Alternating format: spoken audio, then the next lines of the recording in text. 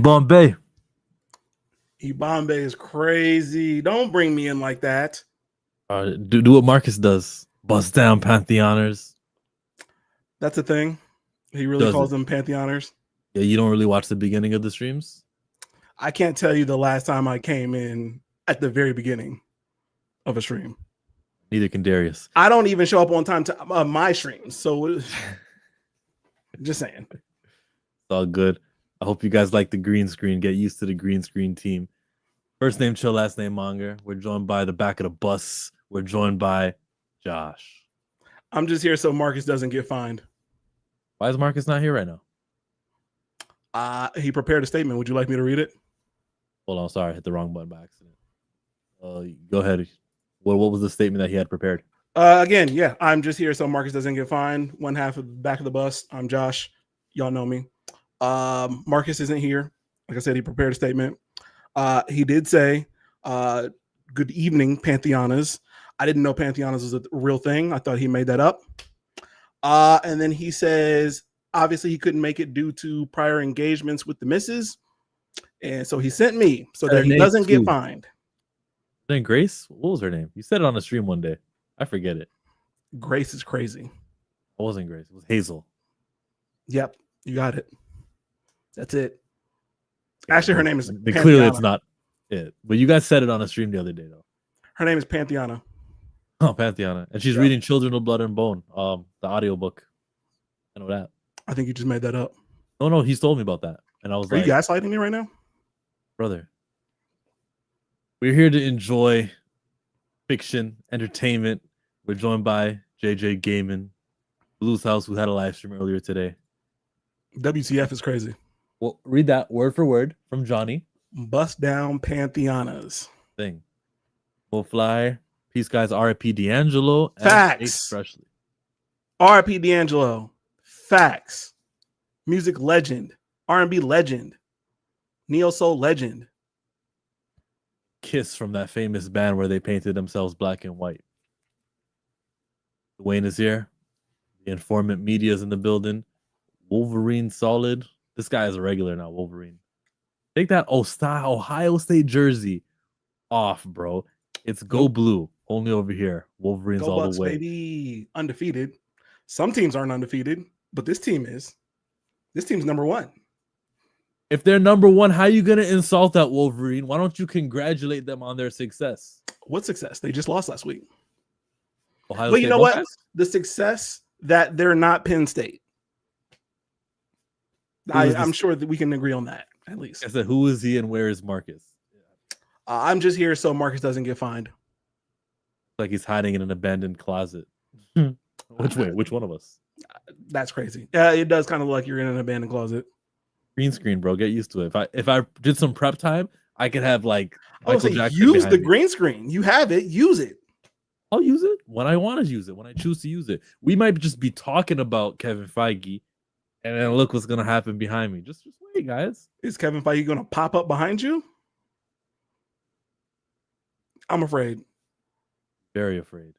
I am very afraid. With AI, they can do crazy things.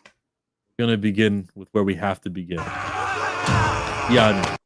Everyone knows that this show, the Iyanu show, was an adaptation of a comic book that was created 4 or 5 years ago. It was basically after the 2018 hit movie Black Panther. Inspired a writer named Roy Okupe, who's living in Nigeria, to create a comic book. It was actually picked up by Dark Horse Comics here on this side of the world. So Unique Studios is the name of his production company. He doesn't just do the Iyanu comic. He's got a comic called EXO and others whose names I forgot to. And you can subscribe to the subscription service for like $5, and you can have a monthly free access to, not free, you pay $5, but then you'll have access to all of the comics he's ever created. This guy is doing big things. He talks to Cartoon Network and he gets a kids show. Season 1 has completed. You can watch all 10 episodes on HBO Max. And it was the #1 watched kids show ages 4 to 12 on Cartoon Network. So by all metrics, statistically, this thing has succeeded. He now got a budget for a second season. Nice. This is what they showed us at New York Comic Con. I am proud of this. I'm glad to be part of the, at least YouTube coverage of it. It brings a tear to my eye. Not really. That'd be be lying if I said that. I don't want to lie. But it brings happiness to my heart to know that this show, which is compared to Avatar, compared to this and that, exists. So here's a fight scene. Go ahead. What do you want to say, Josh? It seems to me that your channel has a beef with you discussing Iyanu, or at least some of your subscribers have a beef with you discussing Iyanu at length. What's the deal? I don't want to misrepresent the idiotic takes that they have against Iyanu. Did you just call the takes from your subscribership idiotic? I believe so. I just did call my subscribers idiotic. I should have called them stupid, tasteless. There's other words I could have used. Okay, now is the perfect time for me to explain the real reason I'm here. I'm here to take all of your subscribers and bring them to back of the bus where we wouldn't treat you like that, right? We wouldn't call you idiots. We wouldn't say you have idiotic takes. What if and they we cheer won't for the Wolverine? bombard you with Iyanu stuff if you don't like it. What if they cheer for Michigan State Wolverine? Well, my co-host roots for the Michigan Wolverines. Michigan State Wolverines is hilarious, by the way. But yeah, my co-host roots for them, so why would I be upset? Still stays pushing Iyanu. Respect. There it is. You see, I don't know what audience you're talking about. If you are part of that audience, get. Nah, not a beef. It's just that joint ain't it. See, they don't. I don't know. I'm out of the loop. No. He's here, right? You're here. You're here. I'm out of the loop. I don't know. You're here right now. Don't look away. Tell me if this is not high quality entertainment. This is a fight scene that they gave us at New York Comic Con.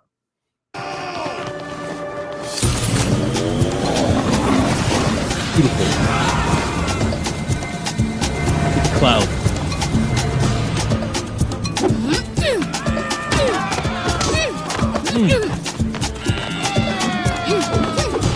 Back flipping. Okay, who?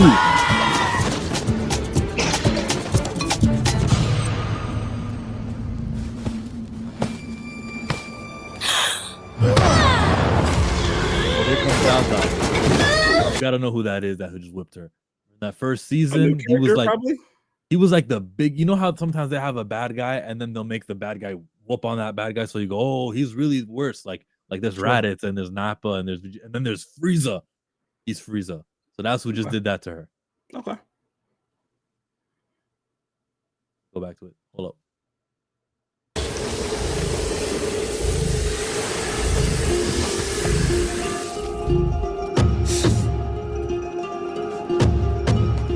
Jaja, if there are any brains behind that mask, I suggest you use them and spare yourself the embarrassment of another defeat. Unless you're afraid of a little girl who will leave her bow out of the fight. So much swag. Wasn't like this in the first season. Okay?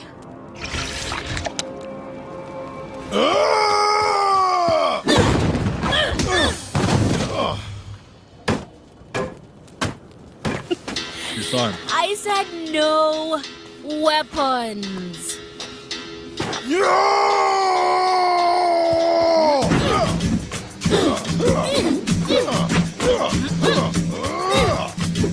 Not mad at that. Leverage.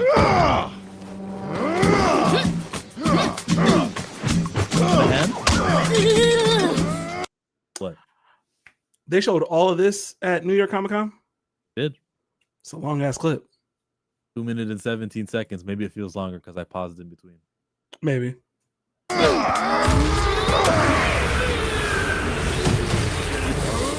at that. Sasuke Naruto.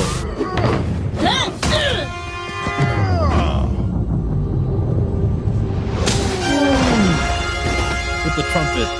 Are you done? Or do you want another round?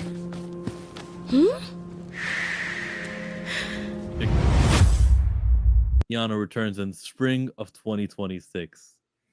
Okay. Not of approval. Where are you? Culture Made Channel. You were talking in the chat. I want your number out of 10. You give it a 6, 7, 8, 9, 10 out of 10, maybe. Somebody gave it a 9 out of 10. The informant media gave it a 9 out of 10. Good informant media. You're informed. This is cooking, but what about the story that keeps us? That's what keeps us. I mean, it's a clip, so they can't give us too much story, but the action scene was cool. Yeah, have an 8. Comic Chameleon gives it a 7. And I don't know. I can't be mad at you guys for giving your opinions, right? Oh, look, you gave it a 9 out of 10. So is Iyanu the girl? Yes, Iyanu was the girl. Yeah. Okay. Is there also a prominent male figure protagonist? Potentially? Yeah. In her friend group has 2 other boys. Okay. And Not bad. that leopard Ekun, he's also a male leopard. It actually spoke. It's a leopard. A leopard. That's crazy. Getting a little close. It's like a panther. Getting a little close. Just saying. Wait, what? Why is it better than a Wolverine? Like, what about like if all popular black fictions just had panthers in it, and it would be a nod to Black Panther with Jack? It'd be a little too much.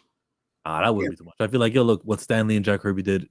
We can't all be panthers and wildcats and bearcats and bobcats. You know how many things fictions have dogs in them?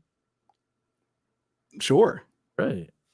Come on, we can think out of the box a little bit. We can do a little bit better. I mean, we already have cyborgs and lanterns, Green Lanterns. We've got other things. We don't have to just be. Are you calling black people animals?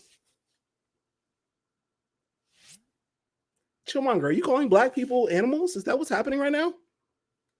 And if there's going to be a mystical animal in a fiction, choose panther. I just want chat to know that Chillmonger just basically said we're nothing better than animals. I'm just here so I don't get fined. Dragonfly Jones looks decent, 7. Watch this, says Wolverine solid. Look at that. Look, we're putting people on. You can stream it right now on HBO Max. But the Black Panthers changed the world. Yeah, facts. I'm just saying, not everything needs to be cat related. Dogs are more common than big cats. Well, if we're talking logically, they are more common than big cats. Less jungles in the world, more domesticated house dogs. My only gripe is like it's like giving a certain race of people only electric power. Oh wait, yeah. Everyone's bald, right? Every single one. Tropes still. But that's what makes the big cat special. I mean, we haven't gotten to the point where it's too much. Like, oh my god, there's so many big cats. No, probably because there's not too many black-led fictions that are out there prominently. So like when we get there, sure. Mine has a cat, but it also has other animals too. Regardless, I'm sold on Iyanu. I'm sold. I'll watch. Yeah, I got a whole other list of things that I need to watch before that, but I'll watch. I'll partake. That's all I wanted to talk about. Even though I still think your chat is kind of beefing with you a little bit on it, but it's neither here nor there. Well, no, we converted them. You didn't see all the 7, 8s, and 9s? I did, but I feel like they still got a little bit of it. Look, I'm just here so Marcus doesn't get fined. Something else that came out of New York Comic Con was Jim Lee. He's a famous artist. You guys know the story. He is now the DC's CEO. Okay, so DC Comics premier president, top dude, was given a speech at Comic Con and gave us this great news about artificial intelligence. Then it was Y2K, then NFTs, and now it's AI. History has a way of humbling predictions. The future rarely turns out the way the headlines warn us it will. But let me make one prediction I know I can stand by today. That. DC Comics will not support AI-generated storytelling or art.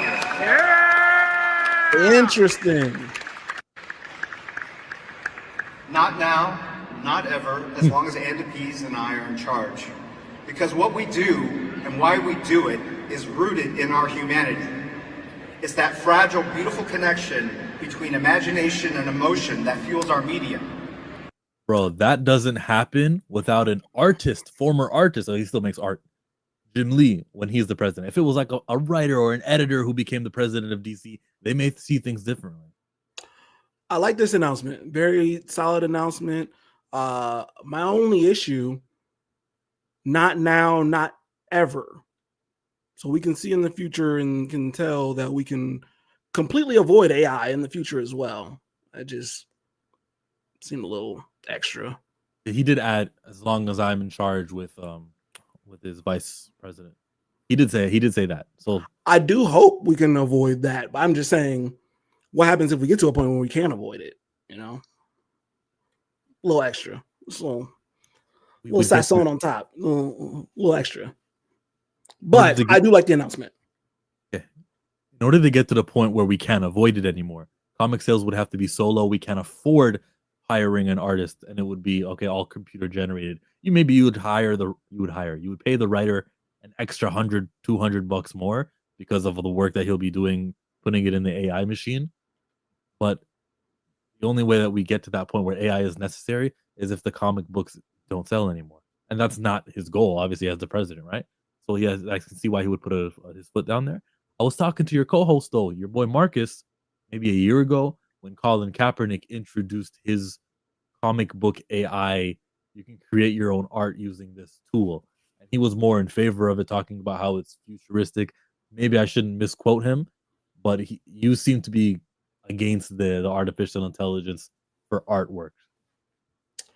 Yeah, no, I feel very weird about AI in cases of creativity, music, film, comics, obviously, storytelling. Leave that to humans. What's that Tilly thing you were talking about on your stream? Tilly, the actor, the fake singer, fake actress. Oh? Did we talk about that? You sure we talked about that? I don't remember talking about that. It was probably the other Josh. I talked about it specifically. I feel like I saw you talking about it. Maybe I did. Well, my thing is, I did actually kind of want to bring it up in Behind the Cape next week, but I don't remember talking about it. Look, I just looked at you gaslighting me again. What's going on? My mistake. Sorry. It was someone else I was watching though. But someone else I was watching. Well, we'll save it for your show then. You save it for on Sunday when you do your live stream at Back of the Bus when Josh is gonna go in. Is it a W or a L?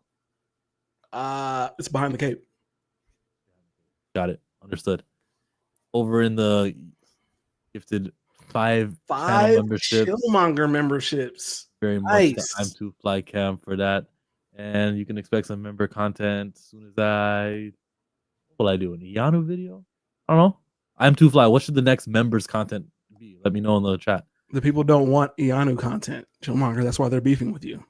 Yo, Iyanu doesn't want me doing Iyanu. They always like demonetize it and then restrict it from even showing in 552 countries and territories. It's annoying. You still gotta promote it though. Don't let me post it. Don't let me post their content and say it's all clear, everything's good. All the checks, right before you post a YouTube video because you post. And then 3 hours later, by the way, this violated this term. Like that. This video is blocked from all regions. Okay. All right. Except Israel. Don't let the AI take jobs from us humans. Facts. Right. If you don't know, when those AI generated art things do the thing, they're learning from images all over the internet, from photographers, from people who actually draw, and it goes from all of that content that exists. It goes from that into the AI generated stuff. They steal. It is inside of the like the storage units of these artificial intelligence tools. It is not compensating the people who originally drew that or took that photo. None of it is ethical. It's just the laws don't exist yet to be broken. But soon, as Congress, Senate, and everyone gets a little bit younger, there will be laws against it. It's just gonna take some time. Say against it one more time. Say it against. I said against it instead of against. Against. Sorry. That's at Toronto coming out. In Toronto, we don't pronounce the second T that way. Against a. You guys have a Toronto, Ohio. You know that, right? It's fake news. It's fake news. It's in the Alternative facts. There is no Toronto, Ohio. No? No. We're having our celebrity boxing match. It's going to be on neutral ground, Toronto, Ohio. You versus Marcus? Coming after you. Oh, I don't box. I'm terrible at fighting. I'm a lover, not a fighter. Certified lover boy.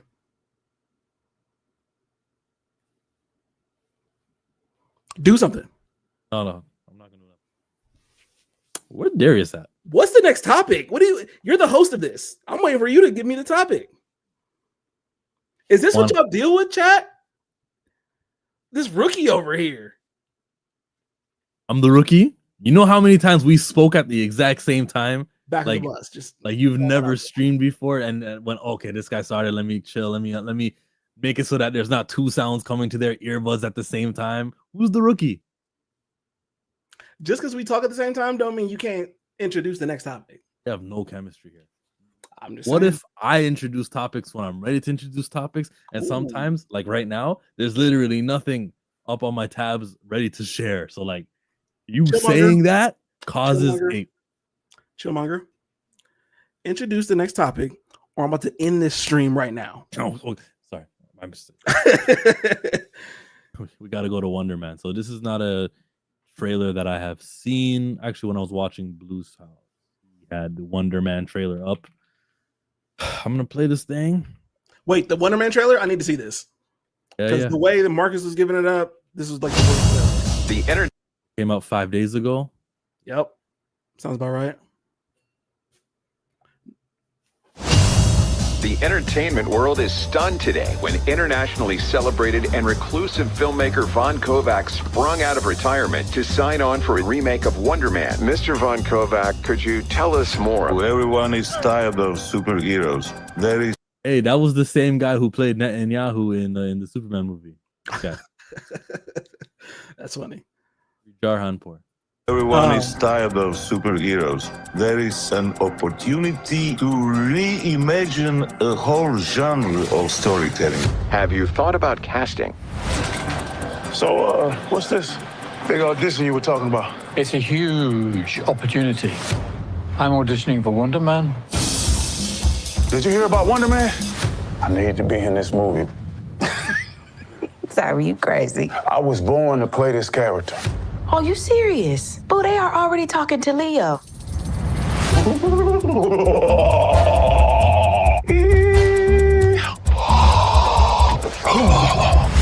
Okay. You just gotta go out there and crush it. Look at all the races of all the people auditioning. I just want to let you know, I hate this. I hate this already. It sucks. This is trash already. Culture says, can't lie, this trailer does nothing for me. The Informant Media says, so he's not an actual hero? Yeah, I'm learning this now too, because I haven't seen anything since the last actual trailer they put out. Well, maybe it's like Ironheart. It doesn't look like it's going to be inspirational, motivational, but then it ends up being... Actually, no. She signed a deal with the devil, didn't she? This shit. What's wrong? I'm trying to come up with a backstory for the character. Well, trust the words. Just show up and say them. No, that's not my process. Well, your process can go blow a spider. The guy's killing it in there, bro. Where have I seen him before? Pretty sure he used to be a terrorist. You can slate whenever you're ready. Simon Williams, reading for Wonder Man. Listen to me, Simon. The callback is happening now. Just be normal. Normal man. The breakdown is go method. Come in. Mr. Kovac will meet you in the living room. So you all here to meet Von Kovac? Mm-hmm. Hello, everyone. I want to explore the place between fiction and non-fiction. That's tight. We are going to make the last movie on Earth. No one will have the balls to make another. And action! Any news from Von Kovac? There is news. You'll be the first to know. Unless you call me again, in which case I will never tell you.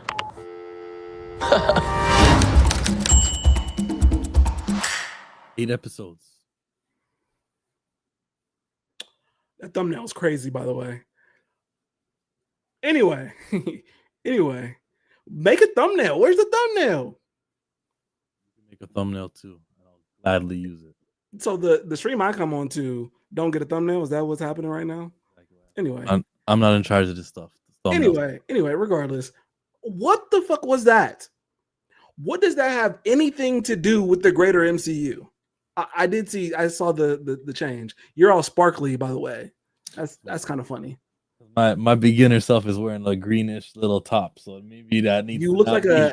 a 80s glamour shot right now. Anyway, the point is, what the fuck does any of that have to do with the greater MCU right now? Right? We're in the multiverse. What does any of that get connected to at all?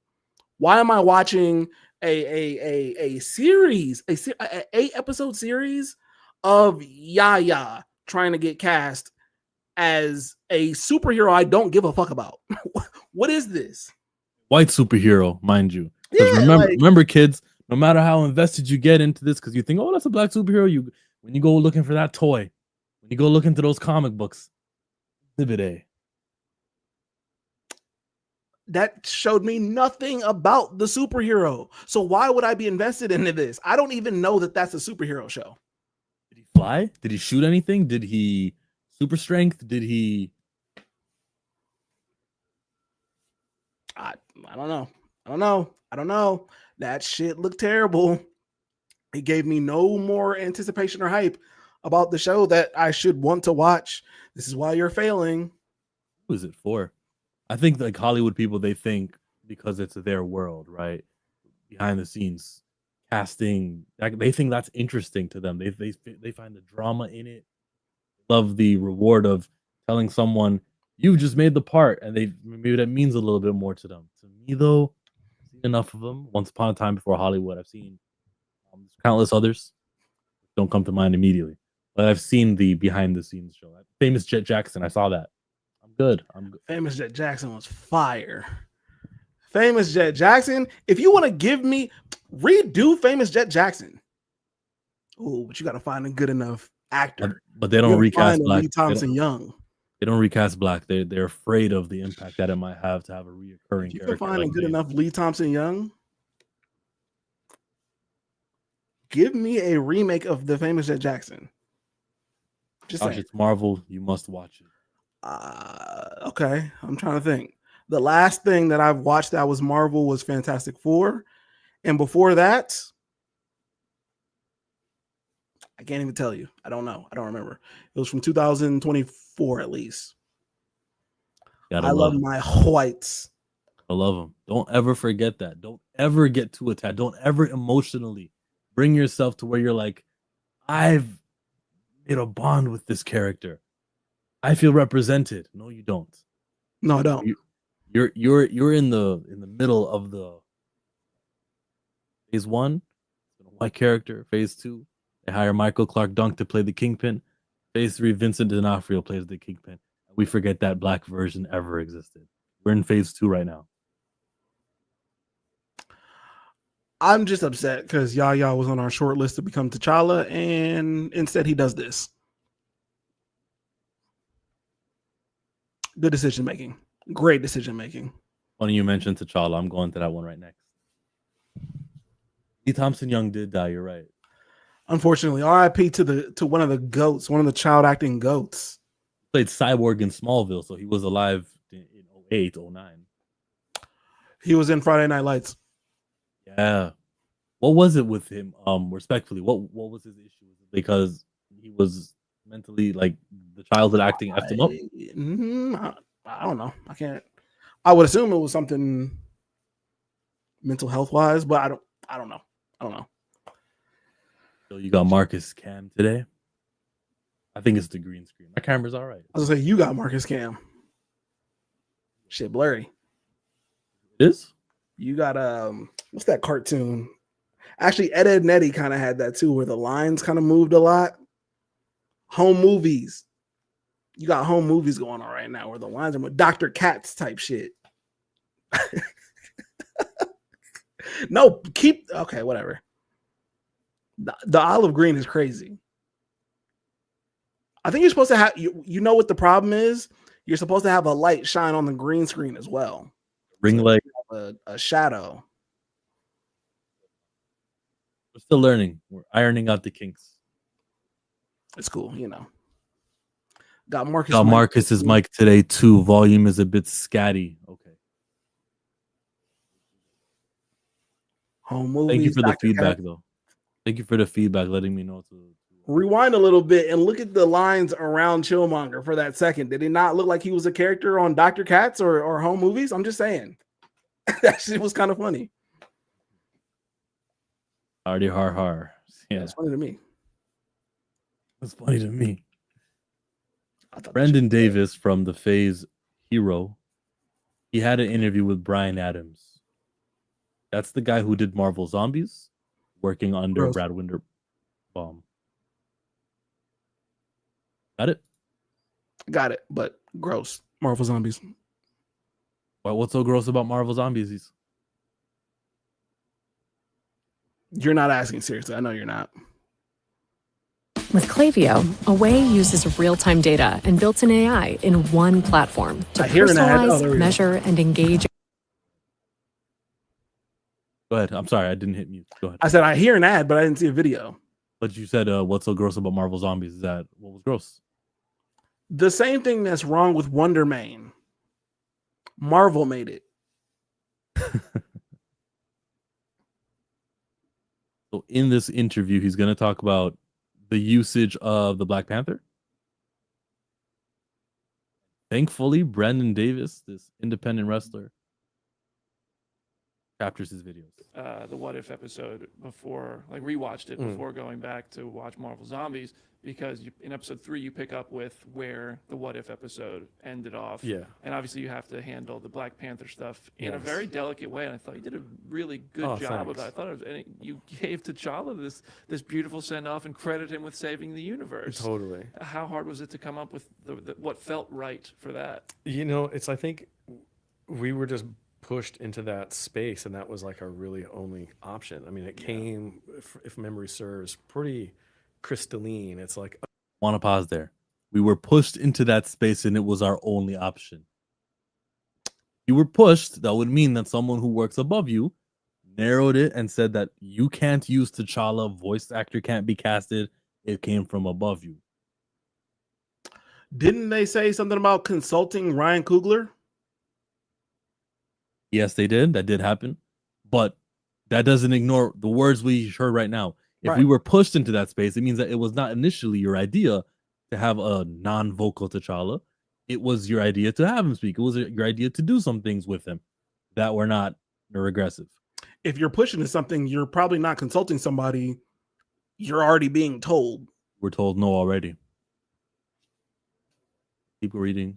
oh, well, this has got to be how it is, because Marvel still wasn't ready to like cast a voice talent to replace Chadwick. Yeah. Even though I feel like if they were ever going to do it, animation's the way to do it.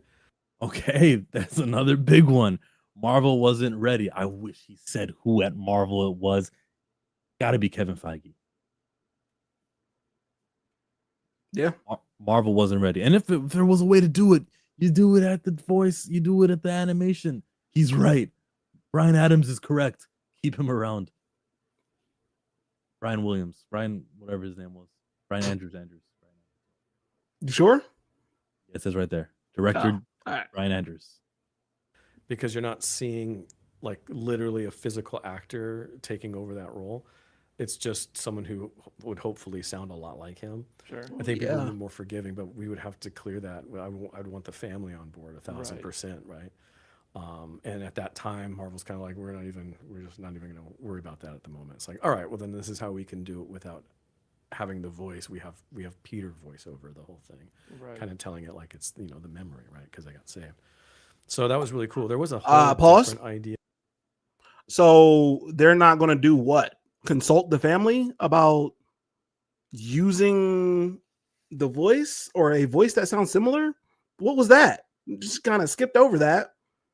I also hate the way he said we have to consult we would like to consult the family, as if they would be against it. Every family member I've heard speak on it, comment on it, is for recasting T'Challa. Like, maybe consult them. Maybe they'll tell you what they've already said in the public. Amazing how much we know about it, but like Brian Andrews didn't at the time that he was working on that. Yeah. He's pretending not to know. Yeah.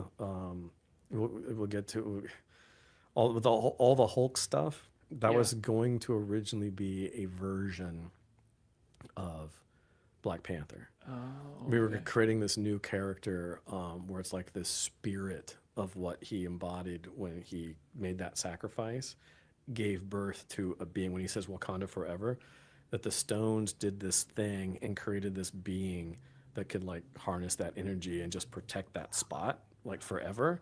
And we called him Vigil, as if he was holding vigil at this point of where the king made his sacrifice. So he's almost holding vigil for the memory of all that was once there. Yeah. And they're like, nah, I can't have that.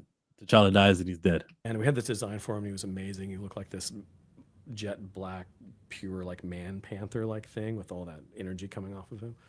But we talked to like Ryan Coogler's people and Mr. Coogler himself, and they were kind of like, yeah, that's a great idea, man. It's really cool, but man, I just don't know. I don't know. So it's like, you know what? I get you. Let's not worry about this. There's a different way we can do this, and it might actually work out better. So we kept T'Challa sacrifice, and then the Wizards of Kamertage were kind of like, let's get Banner to do it, because we still had the problem of how do we wrangle that energy, and we still needed a character to fill the spot of once was this character's video. And Coogler said it can't be T'Challa. Coogler and Coogler's people shot that shit down. This man is regressive to the franchise, the greatest black character that ever existed. And while he may have directed that first movie, everything he's done since the death of Chadwick Boseman has been to the detriment of the character. And I mean everything he's done. That doesn't mean Sinners was a bad movie. That doesn't mean he's not talented. It just means that he's got a mental block here that needs addressing. Maybe he needs to sit down with Chadwick Boseman's brother, Derek Boseman, and he can tell him about how the character needs to move on. It's so much important. Chadwick Boseman is not a diva or a gatekeeper or someone who wants the character not to be speaking in an animated show. I think that's what he needs. He needs to sit down with Derek. Culture Made makes a good point here. Says, and they keep throwing Coogler in it like if it fails, it's his fault. Ain't no white man at Marvel answering to no black man. It seems to me that Marvel keeps having business issues tied to their emotional decision that they've made years ago. And so years ago, we tried to tell you, hey, you're making a bad decision. And, obviously we said it because we want the character T'Challa to remain in the MCU. But now it's affecting your business. It's affecting your other properties. Do something about that.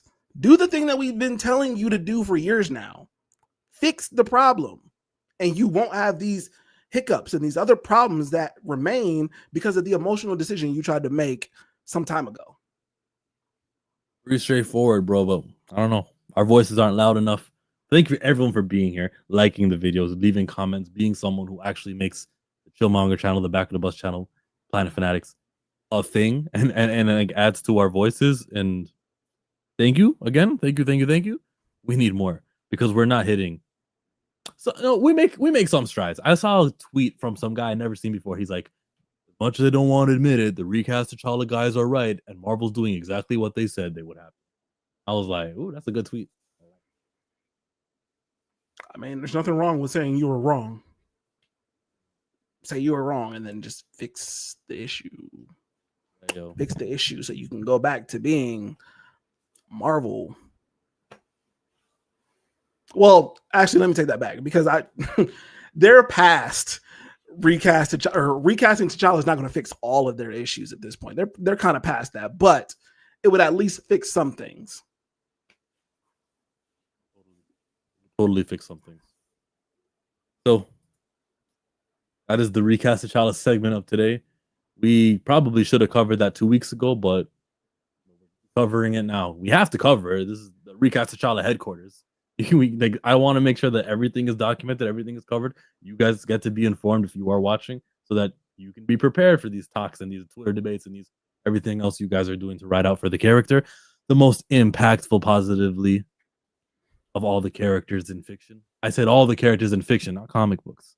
But the inspiration that guy provides is not worth not addressing. So salute to everybody here, and salute to everyone who covers recast T'Challa, whether it's on YouTube, whether it's those guys like on Fandom Wire always writing an article on it. I noticed some publications are a little bit pro recast against the other ones. Love and respect to those guys who choose to cover, recast T'Challa.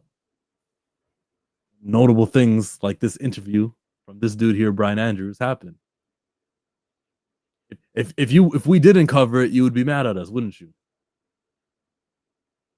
Are you beefing with somebody in the chat? What's happening? What is this? Shout out to Sane MJ fan for DMing me and letting me know about this. Shout out to that person. Sane MJ fan. He's on Twitter. Recast T'Challa. Also, shout out to Brian Fisher for $2. His portrayal. You gon' think about me when I'm gone. I shouldn't dance to that song actually, but Bro, what's up? White Iverson. I know. Is that a race swap? Post Malone. A little bit of appropriation, but a hit is a hit. When it comes to Marvel, fuck Coogler. When it comes to Marvel. Fuck Coogler. And spent $2 to say that. He felt away. I ain't mad at it. And also my statement from earlier, I did say, yeah, like they kind of throw Ryan Coogler to the wolves when it comes to these decisions about T'Challa. That's all. It's like he's the black scapegoat in this what's mostly a white superior decision. Earlier, Brian Andrews says Marvel wasn't ready to move on. And I even paused it and I said, that means Kevin Feige. So he'll shield Kevin Feige from being named, but he didn't shield Ryan Coogler and Ryan's people. Saying what you're saying. I missed that because I was reading the chat. I'm sorry. Okay. No, that happens. All good. I mean, Steve Rogers went against the government for his terrorist friend, but Sam Wilson watched them take an innocent black man to prison when he wasn't the only one to attack the room. Talking about Brave New World. The less you say about that movie, the better. Said, don't forget Grand Pappy Campia. Okay. Grand. Oh, John Campia also was. This video was sent to me also from Sane MJ fan. Okay, so a couple days ago he was talking about Balin Skull, the character that we all remember from Star Wars from Ahsoka. Mm-hmm. That character was recasted. Yep. And before Campia got, and this is Campia, guys know him. He's on YouTube. He does coverage. Better than all of us. Makes more money. Stacks paper to the ceiling and rides on 24-inch chrome. Good Boondocks reference. That guy said, Disney needs to do this more. Dave Filoni was smart. This is why you recast. And I can't believe they didn't do it with T'Challa. And I'm like, did he just become Campia monger? Like this sounded like he was saying things word for word. And I'm like, good Canadian kid. I loved what he said there.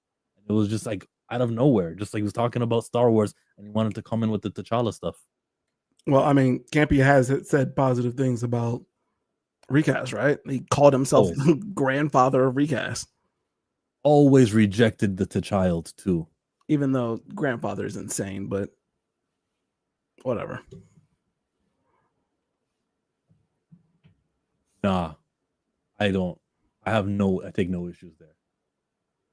I get what he meant. I just grandfather's insane. Because that's to say that somebody is a father, and that's to say that you are the father to the father. I'll leave that where it is. Just insane. Day one, or the show after Chadwick Boseman died, I think he said recasting. I think he brought it up.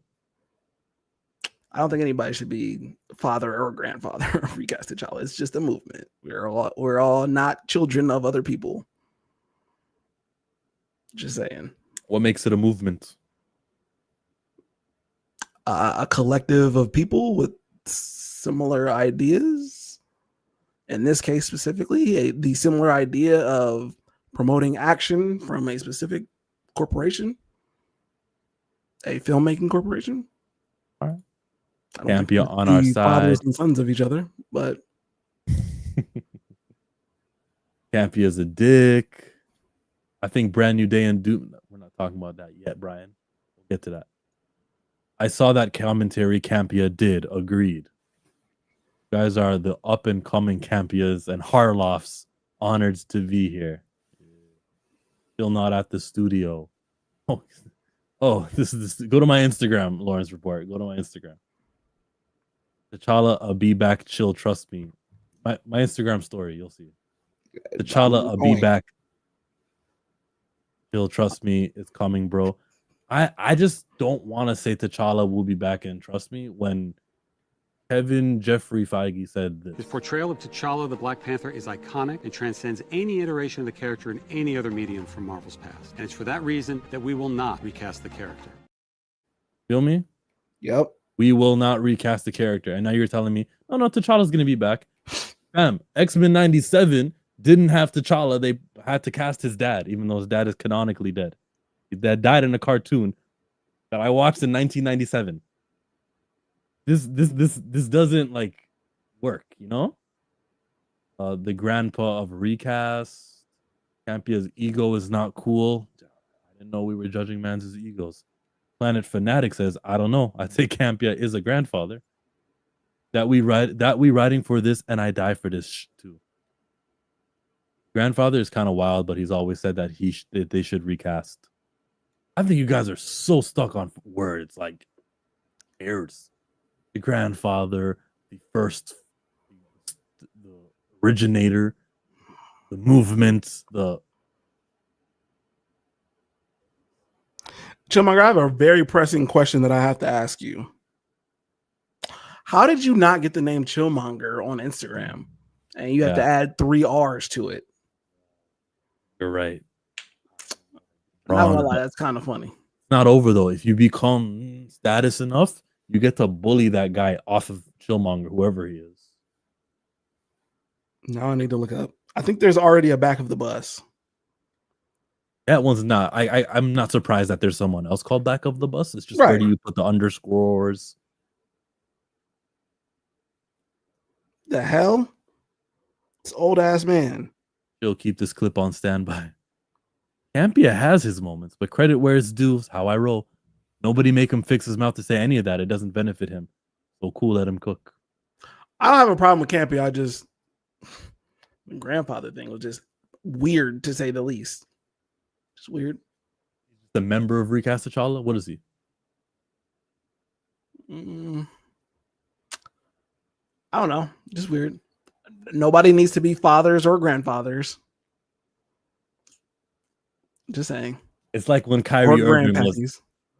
Yeah. Yes, it's like that. It's like when Kyrie Irving was asked about LeBron being a father and him being like, I have a father. I don't know. I don't know what you're talking about. It's exactly what that's like. Yeah. T'Challa the third is what he meant. He'll keep this clip on standby. Boycott all Disney forever. Recast our boy cowards. Okay, Battery. I'm all for boycotting Disney just because of their involvement with Israel. But if you want to boycott Disney and let them know this is T'Challa related, I just don't know that that's the message they receive when Thunderbolts only makes 300 million. Like, I don't think they're going, we should have recasted T'Challa. You understand? Like, when you unsubscribe from Disney Plus, and they ask you why, provide a reason. If you say because Black Panther isn't around or T'Challa's not here, maybe there. That like be more intentional or be more direct or let it be known why they're losing your money. And then if enough of them stack up and they go, oh my God, there's 100 complaints this month, maybe we should do something. You know what I mean? They respond to that. They respond to toy sales. I don't care how badly you need to collect the figures. Don't buy the Wakanda Forever set or things that celebrate that T'Challa has died. Let these guys know with your money. How is Planet Fanatics in the chat, but he's not in the stream? I don't know, but we'll read what he has to say. I say grandfather because he was one of the first big channels to address it. Still addresses it. Thank you, Darius. Me and him are on the same page there. We're not throwing a damn shot at Jonathan Campia, at Giovanni from Hamilton. What you know about Hamilton, huh? What you know about the first Tim Hortons? The first Tim Hortons? built in Hamilton. I know about the first Tim Hortons in Columbus. How many Tims are there in Columbus? A lot. Why? Why that name? Like that city? What's happening? Why? Well, not a lot. I mean, there's way more Starbucks, for example, but there's a good amount. There's a good amount of Tim Hortons. I think it was because they were with Wendy's, and Wendy's is headquartered here, so that makes sense. Yeah. The more you know. Stamina. I understand he doesn't introduce himself as such. I get it. I'm not making a big thing about it. I just thought the comment was weird. That's all. I don't got no beef with Campia. I'm just, yeah. Kevin Davis in the building. I understand y'all want recast T'Challa, but every time Disney move forward with anything black representation right now, folks are rooting for it to fail. Well, Kevin, have you pondered that the things they move forward, that the black representation that they do, have you pondered that there's actually a problem with it each time? That Ironheart joined a team of people who thieved for like 6 episodes and signed a deal with the devil at the final episode. Did you ponder that maybe Brave New World and having Falcon drop his name as Falcon and call himself what the white man called himself, Captain America, only for Captain America to be cast because Chris Evans is back in the new Avengers Doomsday, and for him to have a ceiling as being a secondary version of Captain America? Have you pondered why maybe that didn't excite me? Have you pondered that maybe Disney is giving us representation in Wonder Man? Have you pondered that maybe it's not me complaining and being a negative Nancy, and it's just that they're getting it wrong each time? They're killing T'Challa. Like, they're not beyond of criticism, and everything they do is criticism worthy. There's great things that I do commend. I was just talking about Iyanu before you came in here, and Iyanu is being produced by Cartoon Network.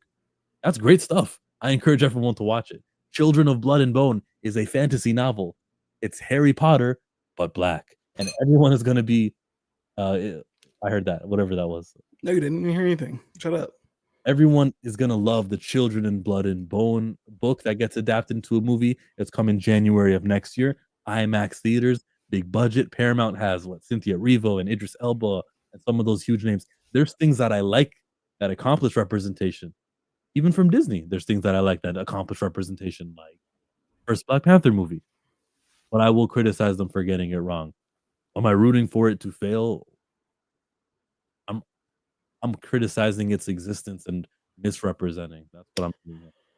At the expense of arguing with a bot, as chat seems to think we're doing right now, the representation that they're giving us is not the representation I want. Why don't we have more Monica Rambeau? Why don't we have more Blue Marvel? Why don't we have more actual black heroes? Where's Luke Cage? Right? Why do we have to deal with a Black Wonder Man and Captain Falcon as our representation? And we don't have T'Challa. Is a talented actor, and he could be executing Brother Voodoo. He could be the Luke Cage. Mosaic is also a character, an inhuman character that is underutilized. Blue Marvel, we could adapt his 5-issue limited series and do more stuff with him because he does join a team with Captain Marvel, with other people. There's black superheroes that exist. And then we get to the X-Men. We know that there's some black X-Men there. And that's what I want Yahya Abdul-Mateen doing. And I want that. And I'll be critical if Lawrence Fishburne gets cast as Professor X Charles Xavier. Yeah, no, thank you. Wasn't he already Bill Foster, though? He was Bill Foster, wasn't he? Yes. The Giant Man in Ant-Man 2. He was one of the professors. Yes. There. Yes. I think. Yo, y'all got bots in here, bro. Like, y'all got bots in here. Ugh. We don't deal with this type of thing at back of the bus. Gross. That brother. Ugh. Brother. Ugh. I truly, week to week, month to month, year to year, never understand why Kevin Davis is subscribed to either one of us. He only comes in to say that we're being negative. I don't understand why you watch channels you find negative. It's because Darius, nope. Before you get on that rant that you're about to go on, Darius, you spelled weak 2 different ways within 3 words. That's crazy. That's insane. That's insane. I'm just throwing that out there. Go ahead. Prototype Tilly Norwood. You got it right. You're right. It's just that's the goal of this person. Is always to defend and If you guys knew, if you guys knew like the cyber division of Israel, you would not be surprised with my theory that this is pure Israeli propaganda. Ew, this is a bot. This is a bot. That's a bot. Kevin A, he's a bot. He didn't even respond to anything we said, I feel like. What's with the olive green background? What happened to the stars? Does this have anything to do with the Blue Jays? No, it does not have anything to do with the Blue Jays. Blue Jays are still in the playoffs, aren't they? Yeah, you know why? Because the Yankees lose. All I know is the Guardians lost. Do you call them the Guardians, or are they still the I Cleveland don't watch Indians? baseball, so I don't care. I would probably call them the Indians if I cared that much, but I don't. So they're the Guardians. How the fuck do you call a people a franchise a name of a people? Huh? No, it's crazy. It's crazy. Washington Redskins. Yep. But when you grow up with that team and know that team is a certain thing, again, if I actually watch baseball, I'd probably call them the Guardians because it'd probably be more ingrained in my head. But I don't watch them that often, so I know them as that derogatory name. I don't think that they should have changed. Sorry, guys, sports talk, but the Cleveland Indians rolls off the tongue. Everyone knows Indians. Whatever you do, the new name, it needs to sound close to Indians, except it's not Indians. It's like the Cleveland Indefeatables. The Cleveland, you know? Connor says Wonder Man's race isn't integral to his character.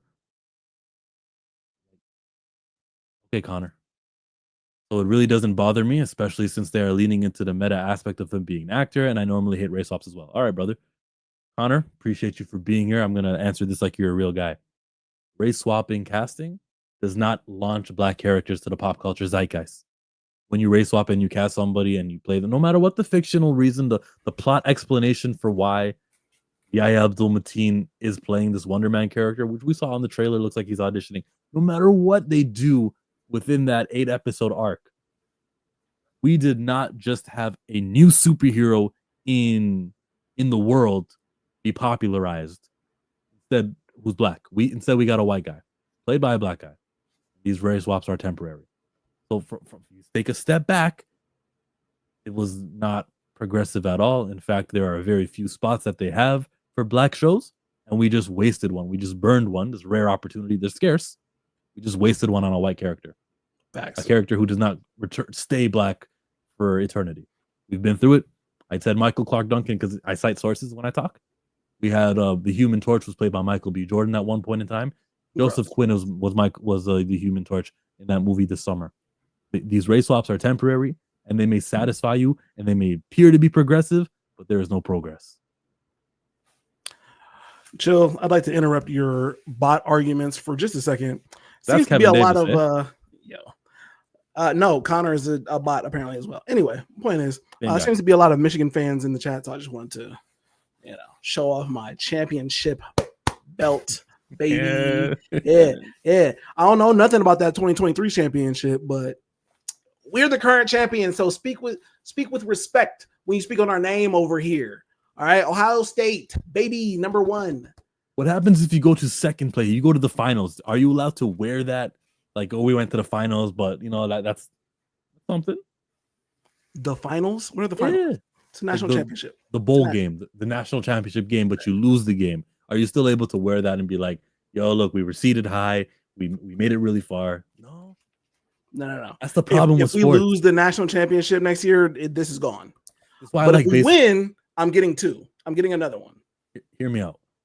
When the baseball teams all make the playoffs, they're in there champagning and they're having fun. When they advance one round in the playoffs, they did the champagne thing. They're dancing. They're happy. I love that there's levels. It feels like the other sports, like what you're telling me now. You guys only celebrate when you win? There's 30 teams or there's 60 teams in college. Only one gets to win. You mean like we can't celebrate being second place? There's 130 something teams. Wouldn't it be cool to be the second of 130 teams? No. Yes, it would be. Well, okay. For most people, including Michigan, probably, sure. Here, only one thing matters, baby. I think the Olympics give you a gold, a silver, and a bronze. And if you talk to these athletes before their games, they They say how we hope to medal. They're okay with getting third place. You feel it? Like that's a different mentality, and I like that. You said gold, and then you said 2 made-up words. I don't know what those words are. Killing me. There's the World Heavyweight Championship, and then there's the Intercontinental title. If John Cena, he's got like 3 matches left, I think. If he says, guys, it's the end of my career, I never won the Intercontinental title. I know it's not the world title, but damn it, I'm gonna fight Dominic Mysterio. You know, Rey Mysterio has a kid named Dominic Mysterio, Josh? Yes. Yep. I'm gonna fight Dominic Mysterio for the Intercontinental title. We're all gonna get hyped for that, even though it's not the gold, it's not the top, of Monday Night Raw. I'm gonna love it. You're not gonna like it? You're not gonna, no? That'd be great. It's awesome. But over here, only winning matters. I can't say the same for other teams up north that wear blue. They just lost last weekend. Just saying. Anyway, I'm not here for college football talk. I just, I noticed some people in the chat, and I just thought I'd throw that in there. To get Darius a dictionary, and then Darius says, "I'm using talk to text." Yes, he's using talk to text. I'll allow it. But only if he gets into the stream within the next 5 minutes. It's on his way.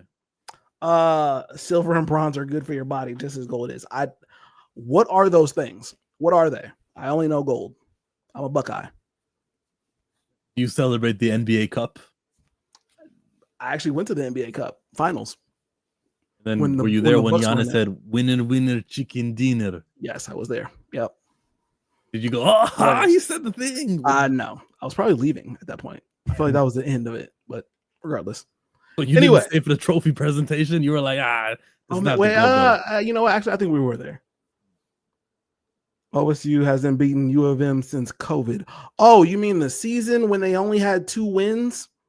Got it. Anyway, this is not a college football discussion. You count $2 though. You count Nick Fury in the MCU a race swap, despite a black Nick Fury being a thing before the MCU existed. Well, Nick Fury, Nicholas J. Fury, was created in the 60s. He is a Caucasian, a white man. And in alternate universes, they decided to do a black version of a white thing. And so there's a comic book character whose skin is dark named Nick Fury, who is not that Nick Fury, is another one.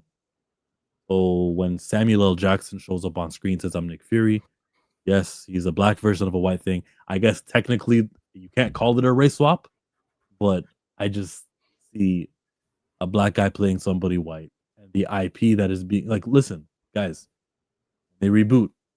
Hard reboot. There's nothing saying we're committed to making Nick Fury black in this new version.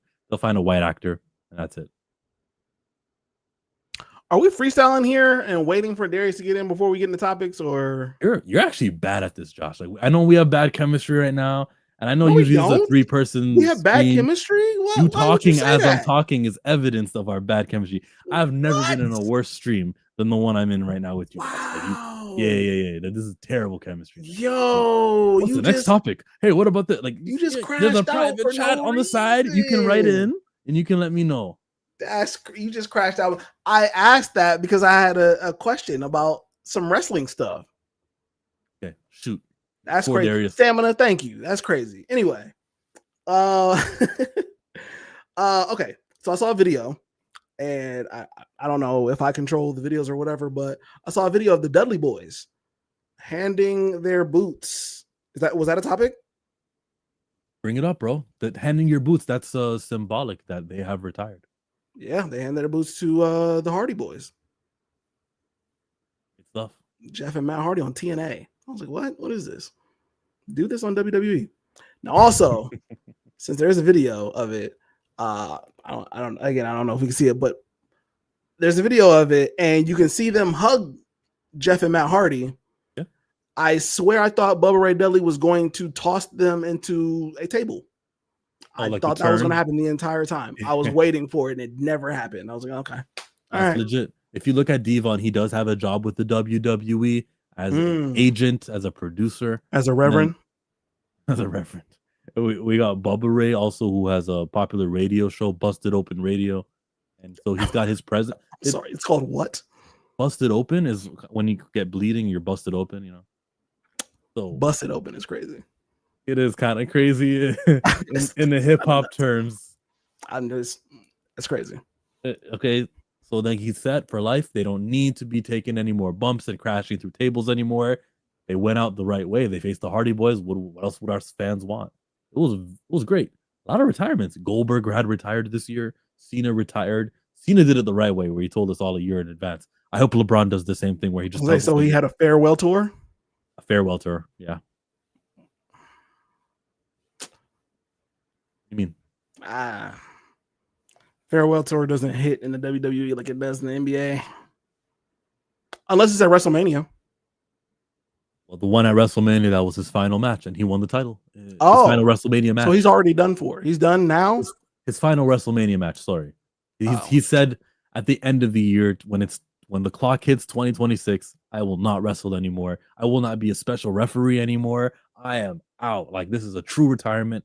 He's got options, bro. He's Peacemaker now. He can't be a special referee. That's cap. That's cap. You're too young. You're too young. You're going to end up in a ring somewhere. Yeah, he'll probably show up in a ring. He might like do a little mic work. Hey guys, thanks fans for being here. Like if they're ever in LA, he's going to end up fighting at some point. Nah, that's not happening. I believe him. Okay. I believe Dave Bautista said the same thing, and we haven't seen him in wrestling in 7-8 years. I mean, I guess, but I think it happens. Well, if it isn't the Barb, Darius, what up? Gang. A few things. Kevin Davis, again, like I said, I don't need a dictionary. I was talking to Tex doing 80 on the highway. Pause. You came in on 10. What is this? Oh yeah. I was watching. So I had time to get to 10. Crazy. Kevin, again, I don't know why this person watches. I don't care about the chat time, but I'm arguing with the bot. I don't care why this person watches. Why are you here week to week, day to day, stream to stream, month to month, year to date, my nigga? Why are you here? Like, you come in and say, like, and then you comment on like videos, comments on old videos. Okay, so these are like old. He will go back and like. It's strange. You're a strange individual. Like I've used this example before. I don't like black licorice, therefore I don't go down the black licorice aisle. I just don't understand it. But hey, how's everybody doing? I don't know. Y'all got bots over here. Ugh, it smells like broke over here. Phenomenal. I don't know nothing about this Kevin Davis character. I'm new to this. That's Keep going. Was that all you had for Kevin Davis? You save some for next time? Well, he's not another bot. There was another bot. So I didn't know Connor, get Connor.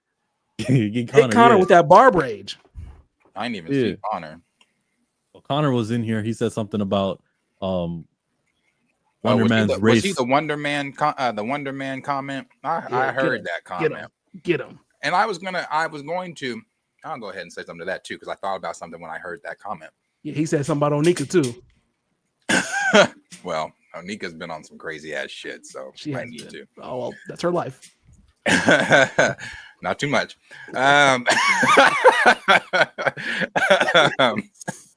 Let's see. The Connor dude. You know, like I've used this example before when talking about Wonder Man, and that trailer is absolute ass. And they know it's ass. That's why they're not promoting it. Yaya knows it's ass. That's why he's not promoting it. Connor knows it's ass, but he said what he said anyway. However, I used to coach AAU basketball. I haven't coached in 4 years. I had a team of predominantly black boys. It was an all black team minus the one white kid we did have. Was it Grady Dick? No, I didn't coach Grady. I didn't have the privilege of coaching Grady. I just played against him. But when and who out? You bought out? My boys? Oh yeah, they were pretty good. Oh, you're okay. Your team played. Yeah. I was asking if you balled out on Grady. Oh, did I ball? I played AAU and I played high school. On Grady. If we ever meet him, I'll bust his ass. He thinks that, but I've already told him and Marcus. Once we do all three meet, we can do a quick game of 21. Indoor or outdoor? Oh, y'all are challenging. Oh, it doesn't matter. I ball indoor, outdoor, side door, back door, whatever door you want. Whatever door you want. But the three of y'all are about to play 1 versus 1 like 21. Y'all about to play 21? We should. It's been on the table. We got to meet. If y'all do, the winner gets Gatorade. No, I want more than Gatorade. No, Marcus has a thing about Gatorade. Just ask him about it sometime. Oh, really? Didn't know that one. He loses Gatorades. Back to your boys who you coach. Yeah. Yeah. Right. Oh well. Took the whole team, took the whole Nike Pro Skills team to not just my group. We took all the groups. Rented out a theater, took them to see Black Panther. Some of them, it was their first time ever seeing a Marvel movie, an MCU movie, and then got super interested in it. Like, oh my God, who's this character? I want to go learn more about this character. There are comics with this. Oh, I'll read. So let's say that a Black kid has that same experience with Wonder Man. It's like, oh my God, I've never been into Marvel, but this character is dope as fuck. Let me go pick up this Black character's comic. Oh, wait. The representation is no longer there for me like it was on the screen because he's not Black. And if I pick up issue 2, he won't be Black. 3, 4, 5, 6, he's still not gonna be Black. So it doesn't matter if it's integral to his background or not. The simple fact is, if it's not representation, and they're pushing it as representation, and gullible you are eating up like representation, but it's not. It's not. That is one I will not be, bro. When I saw that trailer, I was like, they are joking. Sucks. I was like, they are joking. All right, so Nikki you guys need oh, go ahead. Nikki need the title money. Her house getting seized in Cali. Hilarious. Okay, not too much. Not too much. She needs the title money because she's owed that title money, not because she's Josh, I see you looking around. She's owed that title money, not because her house is being seized. She that might be true too, but she's still owed that money. Yeah. Yep. Overseas, church, Vatican. You had to stand still. Mannequin.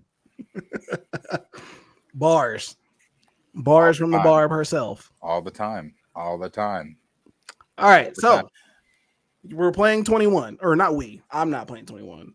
You two and Marcus are playing 21. We need to talk logistics.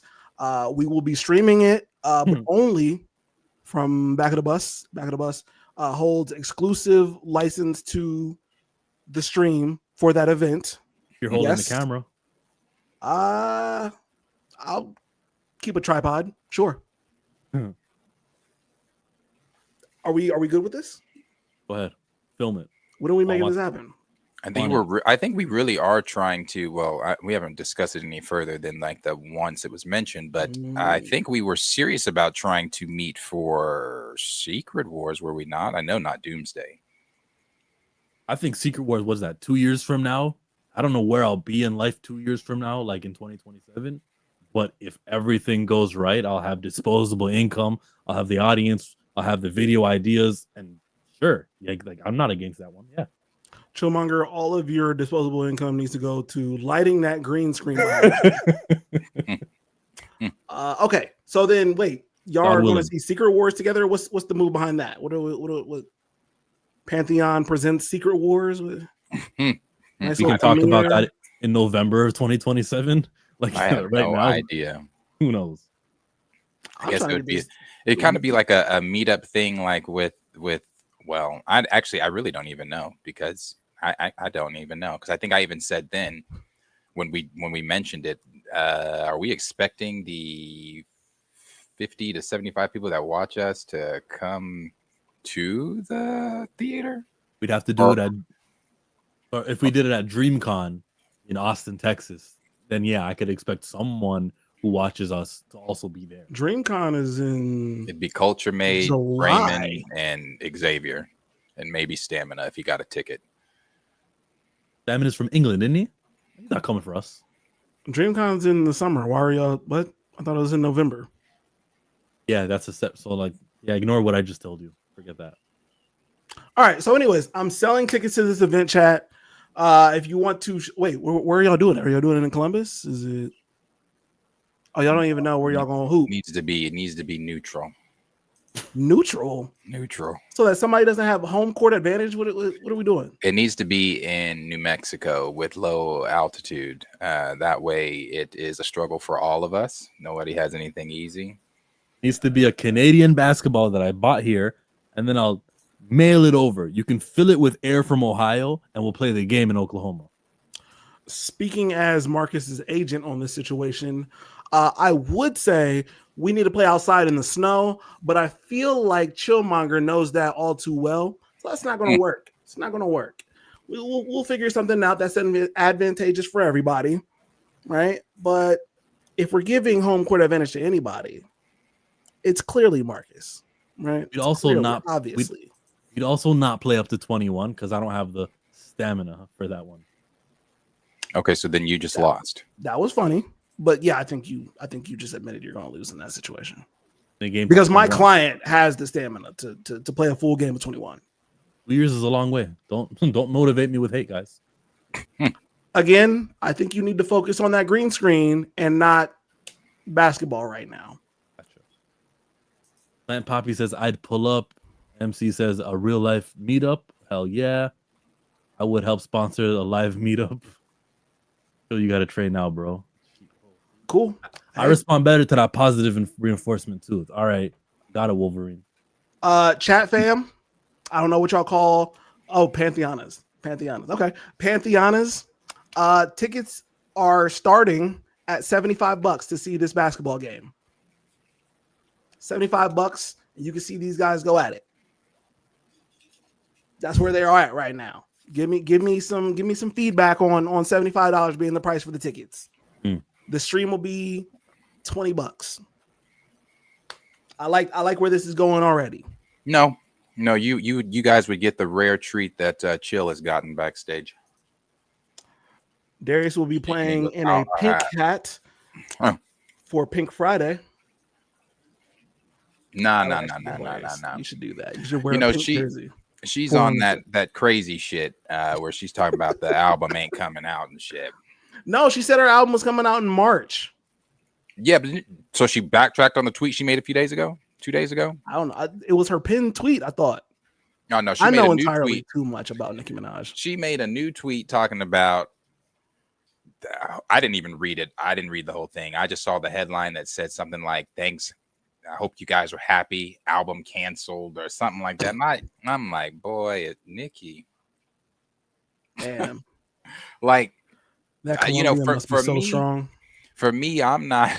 For me, I don't give a damn. It's like, all right, you don't want to do the album, don't do the album. She's got better things to tend to, I guess. At that Colombian. Anyway, okay. How about $50 and it comes with weed and beer? Now you got to bring your own stuff. We can't supply that stuff for you. But $50, I'll pay the $75 if you're on the grill. Okay. Might be. I like where we're going, chat. I like this that we're doing here. I don't know about these two guys. They're not really contributing to the effort right now. They're just kind of looking at me with their dark green screens and their red Nike hats. Yo, we need a sponsorship, by the way. Oh, I would love a sponsorship. Nike, I mean, I'm just do it. You know what I mean? You need to talk to one of those independent comic book creators. Let them know. Well, I was just saying because we have Nike. Yeah. Yep. Independent comic book creators. Yep. Absolutely. Well, so what's the next topic? What have y'all talked about? Nearly everything. We did the Brandon Davis interview with Brian Andrews from Marvel Zombies. And his answer about how he would reach out to Ryan Coogler and Marvel wasn't ready to recast. It would have been easier on that one. I have 0 on that one. If you've already talked about that, I'm glad I missed it. Last week, did you guys cover a Knight of the Seven Kingdoms? We're gonna get flagged for this, but when do we not get flagged? Yeah, Warner Brothers don't fuck around. That we did talk about Knights of the Seven Kingdoms on Thursday. We did. Yeah. On the morning report? No. This is the Pantheon last Thursday. Oh, last Thursday. Okay, gotcha. Yeah, last Thursday on the Pantheon. I'm ready for the show. I've been ready for the show. I know a lot of people are saying it looks comedic and doesn't really vibe with the tone of Game of Thrones or House of Dragon, things like that. But I still think it looks good. I mean, I think it looks good. There's funny moments in Game of Thrones and House of the Dragon and things like that. I know what they're talking about when they say, they're putting the comedic stuff on Front Street with the whole, are you Baelor Targaryen, then get the fuck out of the way. That kind of stuff. But language and jokes and things like that were in Game of Thrones. So I don't know. I think people are just being what people normally do when things come out. I could give my 2 cents on the trailer. I haven't watched it. I thought I was gonna watch it here on stream, but we did it to you last week. We won't do it this week. I will tell you though that people are talking about it, and I'm happy. Not Game of Thrones. It's not, you know what I mean, but it is still being talked about as if it's a show that will like matter. Peacemaker kind of didn't get that much up until the ending. Didn't get that much chit chat online. So Knights of the Seven Kingdoms, we're there. I think it's getting the same chatter that Harry Potter is getting. It's getting that chat, that Stranger Things talk, getting that conversation a little bit. Is Harry Potter getting chatter already? I ain't been seeing On a my lot of feed Harry it Potter is. chat. Okay. But not for you, no? I haven't seen it. Other than from the like Harry Potter dedicated Twitter channels where they're How about like Stranger Things? Oh, I've seen the things about Stranger Things. I've seen the things from Puck News saying that, every episode's going to be an hour long for the directors to come out and say, well, pump your brakes. No, it's not. It's going to be about maybe 45 minutes but it's not an hour long. The finale, I think, is 2 hours long, is what they said. But I know, right? But that's insane.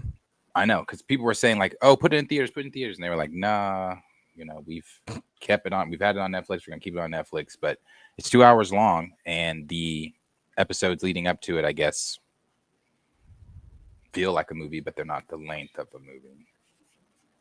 There's something to that, though, putting it on theaters. There's some talk from Netflix and AMC theaters. We'll get to that in a second. But before I do, there is a super chat to look at. Somebody come tip her. She's dancing like a stripper. Battery $2. OSU hasn't beaten University of Michigan since COVID. LOL. Didn't we respond to that? We respond to that? Because then I said they only had 2 losses that year. And then I said, all right, I'm done with okay, never mind. The truth is the truth. They only won 2 games that season, so I actually saw you taking OSU, yeehaw, Cowboys. I saw you taking heat on I'm sorry, what? And Darius and I like the OSU, yeehaw, Cowboys. y'all don't even call it. Okay, I guess y'all do actually call yourselves OSU. It's not not y'all. They're just 45 minutes up the street. I have nothing to do with them. But so you're an Oklahoma guy. No, they're 30 minutes the opposite direction. I have nothing to do with them either. I'm not a you're a Tulsa guy. No, hell no. Only time I associate myself with Tulsa is if I'm watching First 48. But any other time, I'm no. I'm running out of colleges. Are you no college sports? No, college sports. More so Texas. More so a North Carolina, Kentucky. Used to be Duke. Coach K's gone. Okay, college hoops. Okay, sure. Oh yeah, hoops. Sorry, Gotcha. not football. No, I don't pay attention to that one. Still a little weird that Oklahoma just don't do it for you. Even college hoops. Trae Young just never been a Trae fan. Hollis Price, I think, was the last time I paid attention to OU basketball. Can I ask why you've never liked Trae? Oh, it's a because I know him personally, and it's a thing with him and his family. I can't stand his father. I can't stand him. Yeah, no, it's an AAU basketball beef. But I've known Trae since Trae was in 5th grade. He went to Whittier. He went to Norman North. We went to the same church. What's the age difference, if I can ask? How old is Trae? I want to say probably 6-7 years. 6 or 7. Okay, so you basically what I'm trying to ask is you ain't never had to actually put hands on the nigga. No. I know, but after we were supposed to be. Trae's 27. Damn, is he? Sounds about right. He's not in the league for a few years. Trae's not 27. He's 27. Okay, well, never mind. We are like 4 years apart. No, the thing. So we were supposed to be. So my last season, I was Nike Pro Skills. We got treated like the step kids because they brought the program from Texas to Oklahoma, and they hit me and 2 other coaches up to see if we wanted to abandon the team names we had, everything we had, and bring them over to Nike Pro Skills and start there, which we did. I'm not going to turn down Nike. I'm like, oh yeah, y'all paying for shit too. Yeah, we're not going to turn that down. So we went over there, played for Nike. It was just great season playing wise. Behind the scenes, it was a terrible season. So everybody knew Trey was going to the league. Like, we all knew Trey was going to the league. So I had known Trey, known his dad, had talked to Ray several times about, I talked to Ray when Trey was still at Norman North High School, saying, hey, Ray's his dad? Yeah, once he makes it to the league, let's talk AAU basketball. He's like, yeah, let my son make it first, all this kind of stuff. So when he made it, we've had the conversation. We had the conversation because he had this like back to school bash at this water park here. We talked at the water park, but then he was like, well, let's talk over dinner. And I was like, okay, I'm going to bring the other 2 coaches from Nike Pro Skills with me because I want them, and he was like, yeah. Brought him. We had a dinner. Dinner was great. He was like, all right. At the end of dinner, he's like, let's start. He's like, you guys start. And again, when I say this stuff, I'm not trying to like toot a horn. Recruiting is my strong suit. Like, I'm a good coach too, but recruiting is really where. So they put me in charge of like getting all the kids for the teams and stuff. So I immediately started, going to kids, I had one of the coaches call me. He's like, what's going on, Darius? You're trying to take 6 of my kids. I'm like, yeah, it's this new program, Trey Young Elite, I'm one of the coordinators over it. So anyway, all this stuff. So anyway, the coach that called me and another coach that I had beef with teamed up. Went to Ray, told Ray that, we've already got full programs established. We've got grades from 3rd to 11th. There's no reason to have to recruit. We can just start now. All you need is a jersey. Plus, you don't want to work with Darius. He gets technical fouls. He's a hothead, kicks hits out of games, blah, blah, blah, blah, blah, blah, blah. All this kind of stuff. I stream with you. I believe that. Oh, no, I do get kicked out of games and I get technical fouls. But at the same time, too. He got that bar. What type of coach is not? I mean, yeah, some coaches, I'm sure, which I've seen those coaches that are the calm types. And I try to be the calm type at the beginning of the game. But if it's not going my way, of course. And sometimes, if you play a game at 8 a.m, the boys are sluggish. Sometimes those technical fouls were intentional technical fouls to get the boys like, hey, I'm awake. Are y'all awake? Let's play some basketball. So, whatever. Anyway, one of the teams he came from, or the team that he teamed up with, was this team called Chaos. I mean, it's in the name. They were on the evening news before they joined Trey Young. They were on the evening news because their coach hit the ref over the head with his clipboard. That's Googleable. YouTube. You can pull that up. You can pull that up. Yeah, I was like, clipboard took it right out. He got assault though. He went to jail for it. He did assault him though. Yeah, he went to jail for it. So, either way, not that bad, not a good look. The whole thing that I got told was, we're representing Trey's name, and you can't be doing that representing Trey's name. Mind you, I'm watching Trey in the NBA throw his temper tantrums, arguing with referees, getting into it with players, and is that the best example for the kids is watching Trey? So whatever. I'm still bitter about it. I'm never going to get over it because that arguably would have been my best fucking season. But it is what it is. So no, fuck him, fuck his daddy. And I hope he goes bald like he's already doing. I don't like Trey. There was a little extra. There's a little extra on that. But anyways. Yeah, I don't like Trey. I'm not a Trey fan.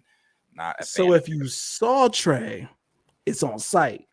No, it's nothing like on site. Now his daddy, Ray, I don't know. Ray, I dislike just a bit more than I dislike Trey. Okay, so then I need you to say the words that I'm about to say. Repeat them to me. On site, if I saw Ray, would it go down? Probably on site. Probably.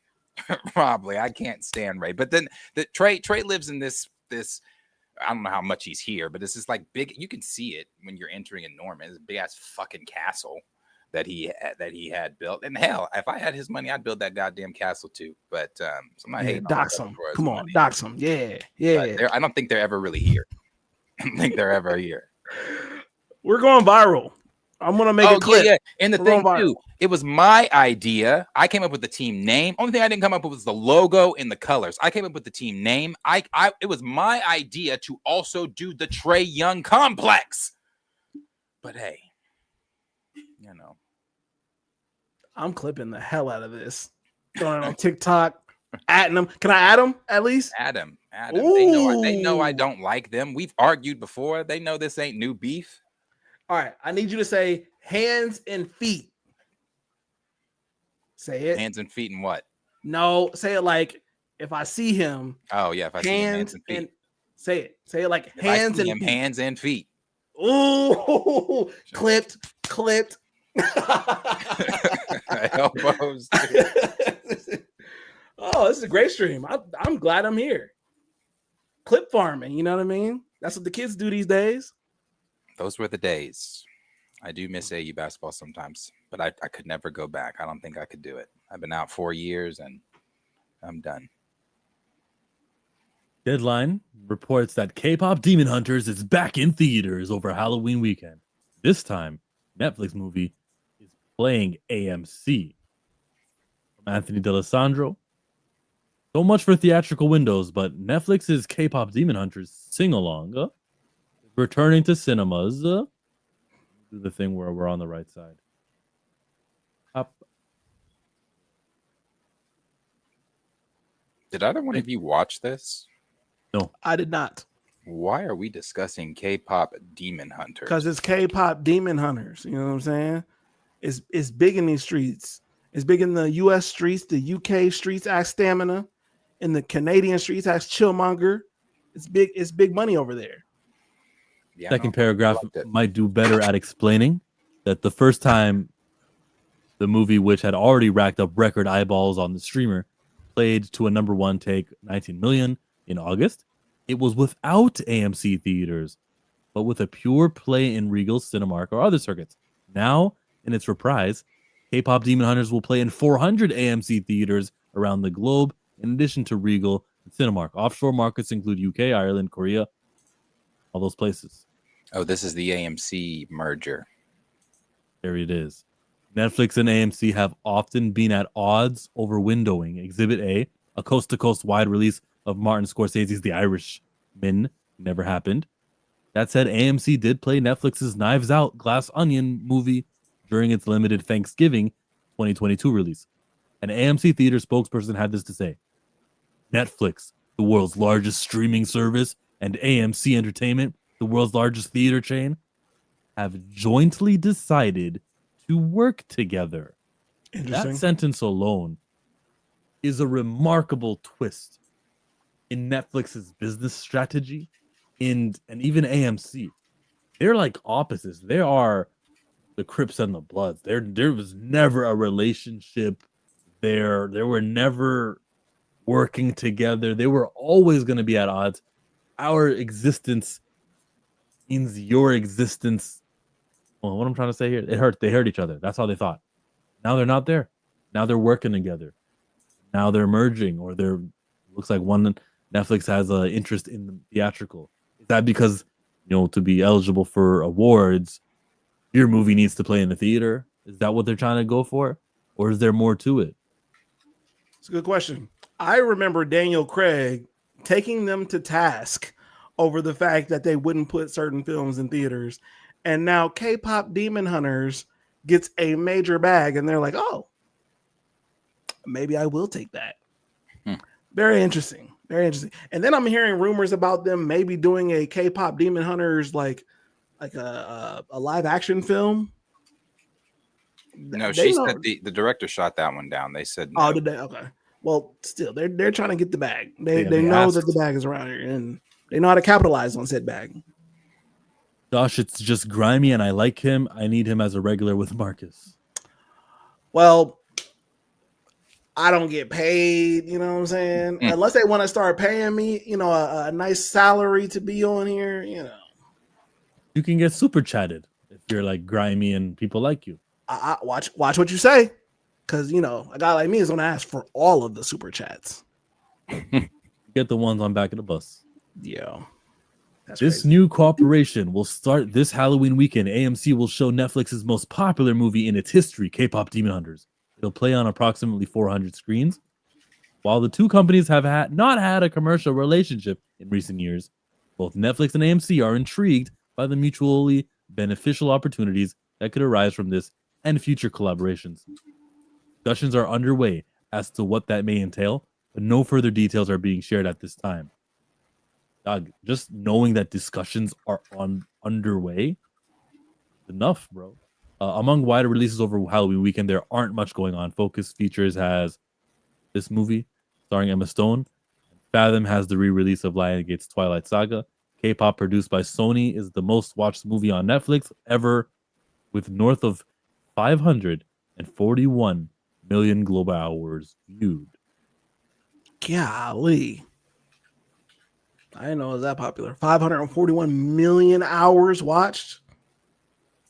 I just need a fraction of that watch time on the channel. Right. This is a new world that we live in. I remember the Sony Pictures deal that every movie that Sony does, Netflix gets to bid for it to put it on their streaming service. And if they don't want it, it'll go on like some other streaming service. Sony could sell it to them because Sony doesn't have a streaming service. Unlike Warner Brothers, who have Max, Disney, who have Disney Plus, Paramount Plus, Universal has Peacock. Didn't Sony have one at some point? Amazon has MGM. What'd you say? Did Sony have one at some point? No, never. Or if they did, I don't know if they. I don't know. But they got the Netflix thing. So Netflix is like, yo, okay, we understand a little bit. We understand the value of theatrical movies. This is different with what they're doing at AMC. Yeah. Would they ever own AMC? No. Probably not. Stock gets low for AMC, and they've got some shaky years. Yeah, Netflix. There's a reason why that stock is low.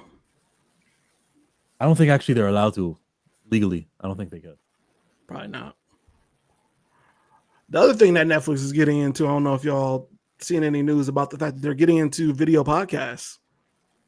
And so they've I won't say merged, but they're working with Spotify on some of the Ringer podcasts. So I think Dissect podcast, the Bill Simmons podcast, that they're going to have those on Netflix. So again, if we can doctor up that Trae Young clip, we can get a nice little following and then pitch the podcast to Netflix. So you can turn around and talk about me on his podcast? Absolutely. Pod beef sells. I don't like that guy there again. With his list. That's There's just talking so much stuff about him. Yeah. I'm adding that to the clip. Yeah. He has a child. Ooh, we about to bring in the kids into it like Onika. Oh no. No. But he has a child. He has a child. I think I get what you're getting at with that. No, I was gonna say that he or she secret. You are hiding a child. Let that boy come home. Oh no, the child has been posted, but we don't like. He's very private with the child, as you should be. Same. It's the same. Okay, well, never mind. Now that would have been. Never mind. Beyonce and Jay-Z? No, nothing. I think he doesn't want to. Nothing. It wasn't about the children. It wasn't about the children. I'll preference that. It wasn't about the children. So. I know exactly who it was about. It takes two to bring a child into the world. I'm just. Oh man.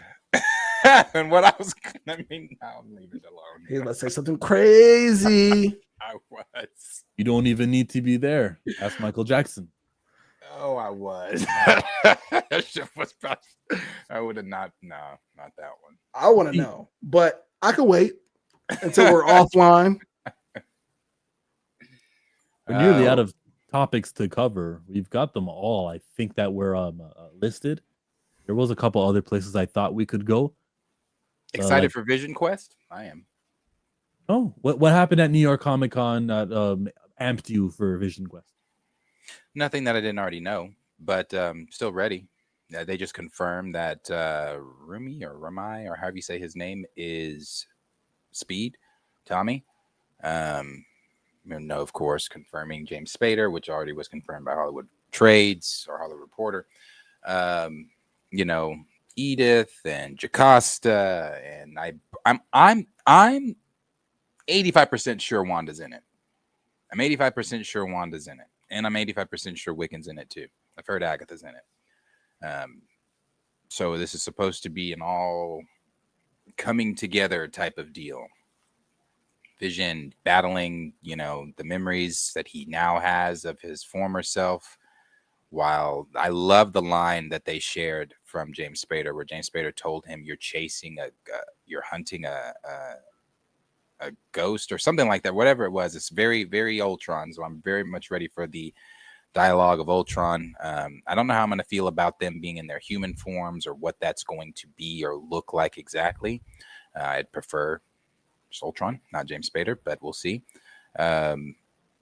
But I'm excited for Vision Quest. I've always been excited for Vision Quest. I think it's the last Marvel thing that I'm really Disney Plus wise that I'm excited for. Nothing else really. Yeah. I like to take this time to remind our friendly viewers that Static Shock and Batman Beyond do have a comic book coming out. You see that part right there that says the final order cutoff is October the 20th? Well, that is in 4 days. So if you want this comic book to be produced en masse, to be plentiful, and not sell out because there's so many that everyone gets their copy, what you need to do is communicate before that final order cutoff in October 20th. Tell them, comic book shop, I want a static comic book featuring Batman Beyond. Put it on my pull list in my subscription, and you can ensure that a positive black character, not race swapped, will always be black, Virgil Hawkins, static, is a profitable character. And then this could lead to more comics. It's just a domino effect. Go talk to your comic shops. Dwayne Coleman said, what y'all think about the Nas and Marvel project? I just looked it up. Looks like a tribute to hip hop. And it will pay tribute to Nas and DJ Premier, Ghostface Killah, Mobb Deep, Raekwon, Big L, De La Soul, and Slick Rick. The series is written by Brandon Thomas of Black Lightning and drawn by Sanford Green from Bitterroot. I mean, Nas has made some questionable decisions a la that stupid casino, but I like this decision. I like that. Nice little move. Nice little bit of representation, especially for hip hop. Hip hop and comics go together, people. It's a fact. I didn't know Dwayne McDuffie was. I'm saying what, every episode maybe the writer on every episode for Justice League Unlimited. I did not know that. That's why that shit is so fucking damn good. I was rewatching Justice League Unlimited and that shit was good. Boy, was it good. When people like that die, like I'm questioning. Like Kobe died too in a helicopter accident. I don't know, man. It's like there's a lot of greatness that could be accomplished with those two guys still alive, because he was entering the entertainment industry. That motivational, inspirational stuff that I keep telling you guys about, the stuff that the reason why we like the excellence coming out of Black Panther in 2018. Chadwick Boseman dies. I don't know. I got my eyebrow up. Did you what'd y'all think of the leaked version of the X-Men 92 trailer? X-Men 92? I didn't watch it. 97. Season 2. Marcus is telling me a little bit about it and who we can expect as far as characters, and I was somewhat intrigued by it. Maybe not enough to actually watch it, but somewhat intrigued. It's probably one of the better things going on with Marvel, so maybe I'll check it out. Yeah, I'm interested in it. That's just I'm only interested in it, and this is a loose interest. Well, I don't want to say loose interested. Bo not being on it gives me major pause. Sure. Everybody knows I'm not like a Bo super fan, but I give credit where credit's due, and the motherfucker can write, and he understands those characters. And including the black ones? No, not including the black ones, but he understands those white characters. He I guess if he's wearing his black hat, he can sympathize with the black characters, but he doesn't wear that often. So when it comes to Aurora Monroe's skin darker in this, that was at the behest of the actress that plays her voice. Oh, brother, go watch this. I know you try your damnedest to defend Bo, and it always baffles me. But he's not the guy you want him to be. He's not. He's not the guy you want him to be. It was whoever plays Storm's voice, Allison something or whatever her name is. She asked for that in the 90s. Right. So she doubled down on it for 97. That wasn't Bo in there throwing his hands in the air saying Storm better be darker. So I can send her to the desert to fight demons for 5 episodes and her not be included in any of the action. And when she is involved in the action, she's given more motivational speeches because that's what he say on Twitter. That's where Black women's strengths lie. Forgot. Yeah. Every time I try it, and what? Who does Chill want Bo de Mayo to be? A super nigga. Super saver nigga. That's what he wants him to be. Why do you want that, Jill? I think that's a legitimate question. Why don't you just laugh at it? The joke and why I'm laughing so hard is that you took Darius for like the fact. So in past streams, Darius would say some outlandish shit about Bo de Mayo, and you could say outlandish shit about Bo de Mayo or anybody, and I'm just like, bro, you can't say things without proof. And then we'd get into it. And then I would ask for the proof. And then when it's my turn to shoot down all the stuff, my turn never really begins. Why are we? Oh, ooh, okay. So we got a little therapy session going on. So why do you do that, Darius? I will cut Chill off when he's saying something inaccurate, like when he's repeating something that he says that I said that I didn't say, or he's trying to twist it into a way to make it fit the narrative that he's trying to, or the point that he's trying to make. No. Now I just let him speak. I just let him speak because he didn't say anything inaccurate. He didn't say anything inaccurate. There was no reason for me to cut him off. He was speaking accurately. But when you start talking that dumb shit, that bullshit, I cut him off. Chillmonger, did you hear what he said? Did you actually take the time and listen to what Darius had to say? In his opinion, I say inaccurate things. I do not say inaccurate things. I actually cite sources often when I make my cases. Once again, Chill does not listen because he hears what he wants to hear so it can fit into the point he's trying to make. I didn't say that you pull inaccurate points. I said you pull inaccuracy on what I said. When you're repeating what I said, when you go on to try to repeat things that I've said to prove your point, you're repeating inaccuracy and twisting my words to make them fit your point.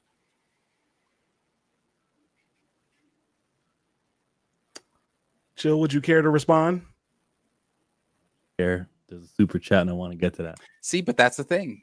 I'm not being loud. I know a lot of people like to say, oh, Darius is loud, Darius is animated, I'm not being loud. I'm being calm. I'm letting you speak. I'm in my lane. You actually have the stage and you are choosing not to take the mic. Exactly what is happening. So when I say things about Bo, just be quiet then. Because if you're not going to come on the stage, if you're not going to take the mic, if you're not going to defend your super nigga, let me just say what I have to say. No. I'm going to always represent if I'm on screen with someone and they're saying all this negative things, same way if Josh is on screen and he's hearing negative things about Ohio with a Michigan guy, he's going to say, yeah, this is not how I feel. This guy doesn't represent me. If I'm neutral and I don't say anything, then it'll look like I'm on the hate train, that whatever train that you want to call it if you're not a hater. So it seems like I don't hate Bo. It would seem like I'm on your team. What I won't do though, stand by. I'll always say, nope, disagree. This is the guy who fought battles. This is the guy who has many tweets that he has pointed at. Times he has gone for black characters. Funny, it's legitimate, and there's evidence enough for him not being he doesn't care about black characters guy, or presentation, or version of the because now you're gonna say you're misrepresenting my words. I don't care to misrepresent your words right now. I just feel like I'm over it, but I will always say, nah. Going to go on the attack on Bo de Mayo or anyone like Bo de Mayo. The guy who made Cross. If you have something to say about Donald Glover, if you got something to say about insert creator now here, I'm it doesn't have to be Now I'm Bo. going to cut you off because now you're trying to take it down a road that it's not going. that it never was going down. I have nothing to say about those other people. The reason I'm saying the things that I'm saying about Bo is because you just said something else that was also inaccurate. You said that I say things about Bo that are inaccurate. Here's the thing. The things that I say about Bo, he has displayed and shown you. Actually, because everything that we do on this channel is recorded, you can go pull this up. We were having a conversation about him to where you said I don't remember exactly. Again, you can pull it up exactly what you said. But I remember before you even said that, we were talking about him. And I said, no. Because for me, this is just for me. Can't speak for you. But obviously for you, it takes more than once. If I touch an oven once and it's hot, I don't have the urge to touch it again. I've been burned once. Why would I want to be burned a second, third, or fourth time?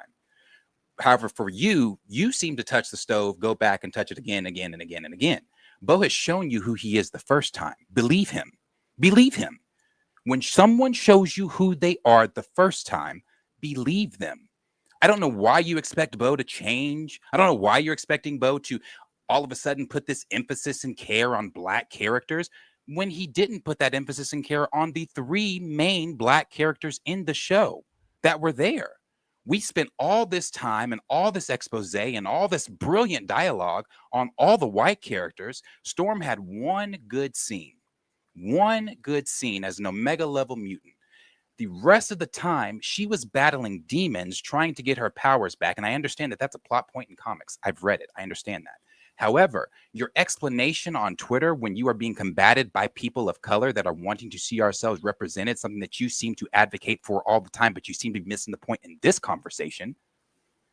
When people are going at him on Twitter about it, and he's coming back with things saying like, oh, well, there's more strength in being in a Black woman than her displaying her power. Sometimes it's within their wisdom.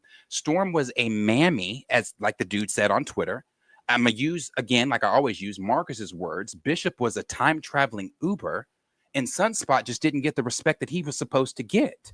So from those 3 very real things from 9 episodes, what shows you, Chillmonger, that, and from the things that Bo has said on Twitter, what shows you that he actually gives a flying good goddamn about Black characters? The things that he said on Twitter.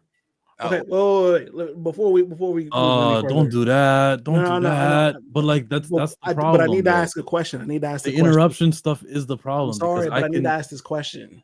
I have to. I'm sorry. But like, see, it's like, guys, chat. I don't care what Josh has to say right now. There's a flow. There's a thing going on, and I'm like, all right, Darius gave it all to me. The flow was I was gonna knock down each one of those things that he did. You can still do that. Yeah, but I just need to know if Darius feels. Go ahead, Josh. Darius clearly feels that, obviously the 3 of us and obviously everybody in the chat has a goal of real representation in mind, and not like Storm being a mammy and some of the things that we've seen in X-Men 97 with the Black characters. We all have a idea of what real representation is. Yes. And we all have a common idea of what that representation looks like. Yeah, we may differ a little bit, but we understand. Yeah. Okay. So then, not when it comes to Bo, I don't with you. Well, I can on the other things we can have our disagreements and agree to disagree. This one, I do not understand why you kneel at his feet when it comes to this man and Black characters. I don't understand it. And you might not like the language that I just used to kneel at his feet, but that's what you give. You're giving, because every time that somebody says something about Bo, specifically me, I don't want to say everybody. When I say something about Bo, it is always coming back with, oh no, Bo cares about Black characters or Bo, and I'm just like, what? It's kind of like when the people that are still holding on to that hope of recast are like, oh no, Marvel's still going to recast. What the fuck have they shown you that indicates that? So what has Bo shown you that indicates that he cares about Black characters? Okay, before we. I'm sorry, Chill. I'm sorry. I know it keeps happening right before you speak. I'm sorry. Okay, so we all have a common idea of what Black representation is in these stories. Darius, do you feel like Bo DeMaio is a net negative when it comes to getting what it is that we want out of that representation? Do I feel like he's negative? Do you feel like the things that he's contributed versus the things that he's negatively contributed to the representation that we're looking for. Do you feel like there's a net negative or an overall negative? Or is it a net positive? Like I said, positively, I can only praise him on his writing of the overall show. Which is a thing. So that is added to the equation of whether or not he is a net negative.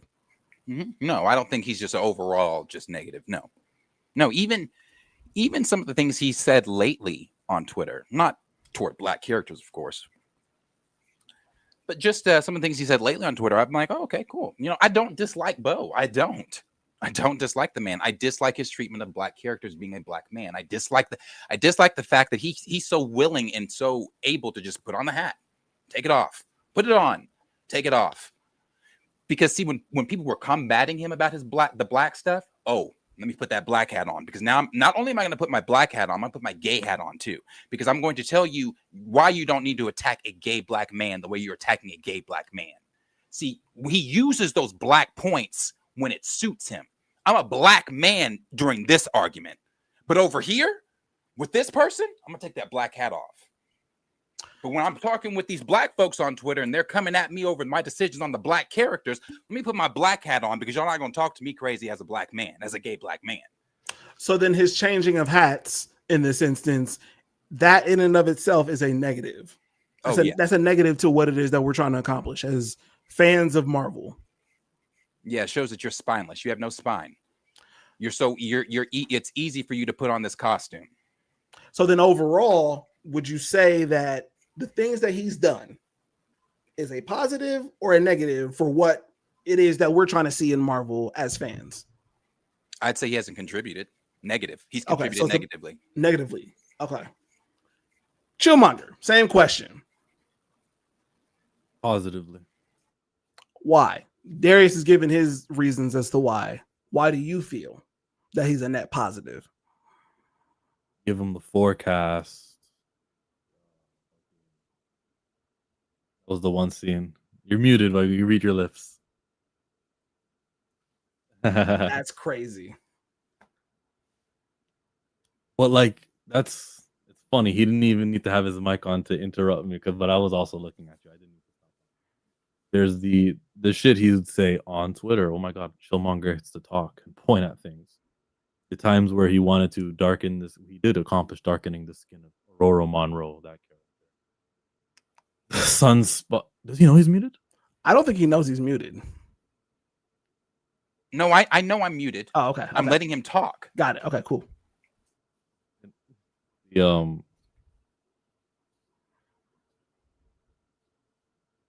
Anything else? There's. Say that again. Anything else? What did you say at the end? Positive or negative?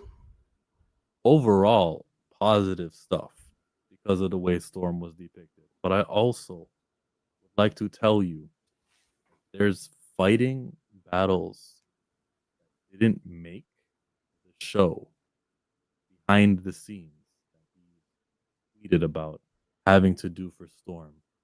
There's things he wanted out of the Dora Milaje or the Black Panther scenes or all that stuff. There's things that he tried to do in the show that were shot down.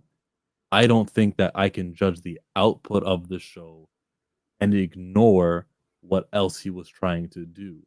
Adapting Storm's comic stuff with Forge, something that I would give him points for going, okay, let me that way. Like her being off the table for the Genosha thing logically made sense, because we probably would have asked, where is she exactly?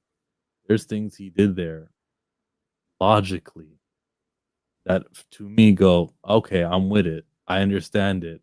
And not to mention the Sunspot stuff. I don't look at that guy like he wasn't trying to show out. He wasn't like the lines of dialogue, the sophisticated shit that he would have. I think like Roberto was like, nah, bro, I'm one of the good ones. I'm one of the good mutants. And I'm like going for it there. And there's other little, let's call them woke moments inside this show. Let's not call them woke. I will call them moments in the show. Chill, why are you talking like this? Like your mic keeps cutting out because you're talking so quietly. Oh, sorry. I don't know, bro. It's because I'm over it. I'm over this thing. Just you can, and then Chad is over here. Chillmonger's dick riding, bro. There's nothing to defend without the attack. There's nothing to defend. If you're gonna say some outlandish shit about someone and say he doesn't care about black representation or whatever the words are, stand up and say I disagree with that. So when you say that about Nate Moore, if somebody says that you're saying outlandish things about Nate Moore, do you think that you're saying outlandish things about Nate Moore? I'll point and I'll cite evidence of Nathaniel Moore saying stuff like we couldn't recast T'Challa and use words that he actually. Okay, so why are we not? Why can't we cite Bo then? Because you used an example of saying it made sense for her to be in the desert with Forge because he brought that comic story to life, and then logically for her not to be a Genosha, blah blah blah blah blah. You do realize though she came back, and you do realize that when she came back, she gave Bastion a motivational speech about how she was trying to connect with his humanity. I take issue with that. Him out. I take issue with that. But you do realize she did that the entire show, Chill. Great. The entire show. Great. Now you do realize that this guy was trying to do more with Storm, and the people who were around him in Marvel didn't allow for that to happen. So to judge the output, the show, what actually happened, what made it on screen, and then point our fingers at him, ignoring the people around him who contributed to the lacking moments of Storm, is disingenuous to do so without appreciating the whole picture. You know what else is disingenuous? To pick and choose the Bo DeMayo tweets that you want to use as leverage for arguments. I know what you're referring to. You're referring to when he said that, oh, I didn't have this, when he was arguing with other black folks, I didn't have the power to do the things with Storm I wanted to do, but you had the power to do the things you wanted to do with all the other characters. So Storm and T'Challa were the only two up there that you just couldn't. That's how racism works. Oh, if you acknowledge that, but you being the showrunner, and you were on Twitter letting us all know all the time, I'm the showrunner. I'm this. I had this. I made this decision. I made that decision. It was me. Those were my writers. This is. I'm this. I'm. So why weren't you those things when it came to the black characters? I don't. Chill. Literally, just do I need to repeat the tweet? That's why. That's fine. So what you're comfortable then with that? You're comfortable with him Maybe saying, I need to pull it up word for word. I get it. You're comfortable with him saying, I get it. Racism's involved. So let me put on my yes a massa hat and do what y'all are telling me to do. No, some things he but was yet able you to watched the Dairy trailer last week. No, because now I'm pissed. Now I'm going. Yet you watched the Dairy trailer. Now that last you're going week. though, you do have to let me go. Dairy trailer. I let you go. But you stopped. You had to pause. 7, 8, 9 minutes. Now I'm going to go really quick. Yet you watched the Dairy trailer last weekend, and while watching that, you had pause on the Dairy trailer because of the way black folks were being represented. But you don't have pause when black folks are being represented because you happen to like this super nigga. No. Yes, because that's what it is. Because I don't ignore that he has openly said that he was trying to do certain things with the black characters and was being shot down. And to ignore that is to be disingenuous, is to ignore that this guy has been trying to do pro-black things with the content. To ignore that and go, well, he was able to do it with the white guys, he couldn't do it with the black guys. That's exactly the point. That they were okay with him using some white, and some of them were even mad at him doing some stuff with Cyclops. Why is there a man leading the team and stuff like that? To ignore that, which is what you're doing, and I'm going to repeat that. You are ignoring that this man was campaigning and trying to do excellence with some black characters and was being shot down. For that reason, and without you knowing exactly what was happening behind the scenes, without you knowing that to speak like, this guy didn't care. Knowing what was going on behind the scenes, Chillmonger. What do you mean by that? He writes novels and tells us what's going on behind the scenes. The man can't get on Twitter without telling us what goes on behind the scenes. He has written novel after novel after novel. You want to know that when the trailer came out, that's what Twitter was saying. The entirety of Twitter was saying, I am shocked bro hasn't given us a novel on how much he disliked the trailer because we're so used to him giving us fucking novels. So what do you mean I wasn't privy to what was going on behind the scenes? He told me what was going on behind the scenes. It appears what you're telling me is that if there was something to know, you would have already known about it, and that he isn't withholding things. That you know everything you need to know because he would have already said everything. Is that what are you implying that there is no secret fights he had with Storm or Black Panther or any black characters because he hasn't said it yet on Twitter? No, he has said those things. He has said. No, are you saying that though? But are you saying that because you're not gonna? So chill. It sounds like you're not saying, gonna participate in this because challenge that I'm giving you. I'm allowing your little you challenges, your little pop quizzes that you try to give during arguments. It's the so ultimatum. I can fit into your no, it's not a goddamn ultimatum. It's because you want me to fit into the fucking narrative that's the point that you're trying to make. But I'm not. As I tell you every time, this is not a classroom. You're not a teacher. I'm not taking your pop quiz to fit your narrative. All right. I'm still gonna say it. I'm still gonna say it. If a guy doesn't tell you or doesn't tweet out exactly what the battle for Storm was, or multiple battles for Storm, it doesn't mean the battles didn't take place and that stuff it didn't happen because you didn't hear about it on Twitter.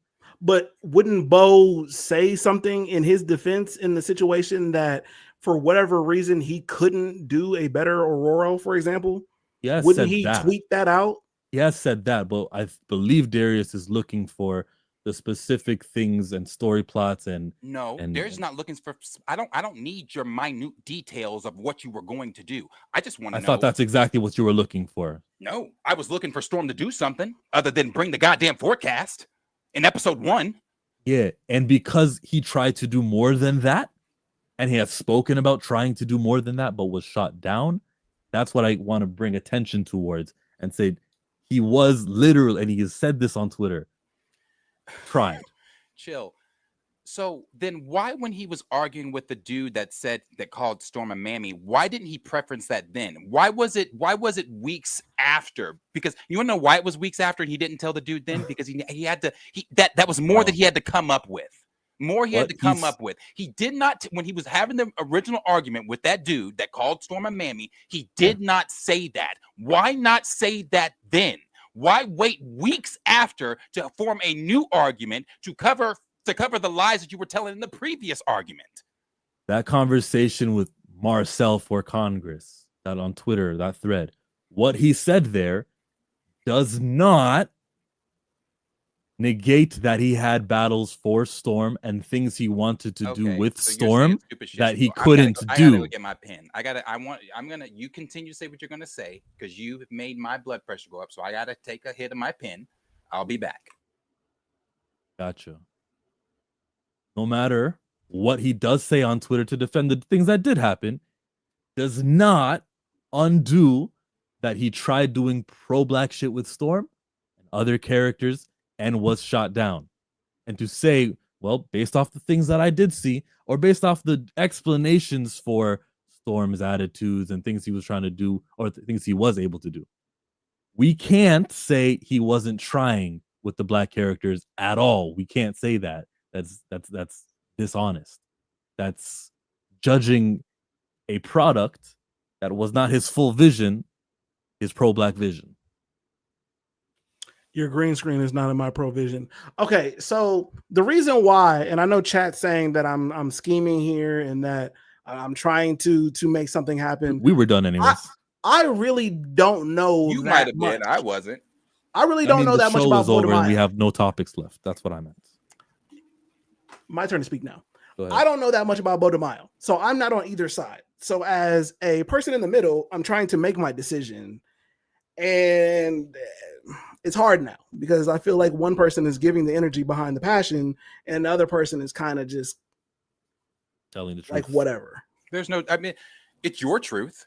It's your truth, and it's your truth because you have this weird fictional friendship with Bo, but he just because he follows you, just because he replies to your tweets every now and then, doesn't mean anything. No, I'm talking to you. I'm talking to you. That doesn't mean anything. You have this weird fixation with Bo, but he doesn't have that with you. He doesn't. And the thing about that is, you're defending him so hard, and I said this the last time, you're defending him so hard when You're he attacking him so hard. He couldn't even. I have valid reasons to attack him hard. Valid reasons to defend the attacks. You're the reason. Your valid reasons are contradicting every time that you say Black folks aren't being represented in the right way from when you watch another project. That's why I don't even take your opinion on the dairy shit. The Welcome to Dairy.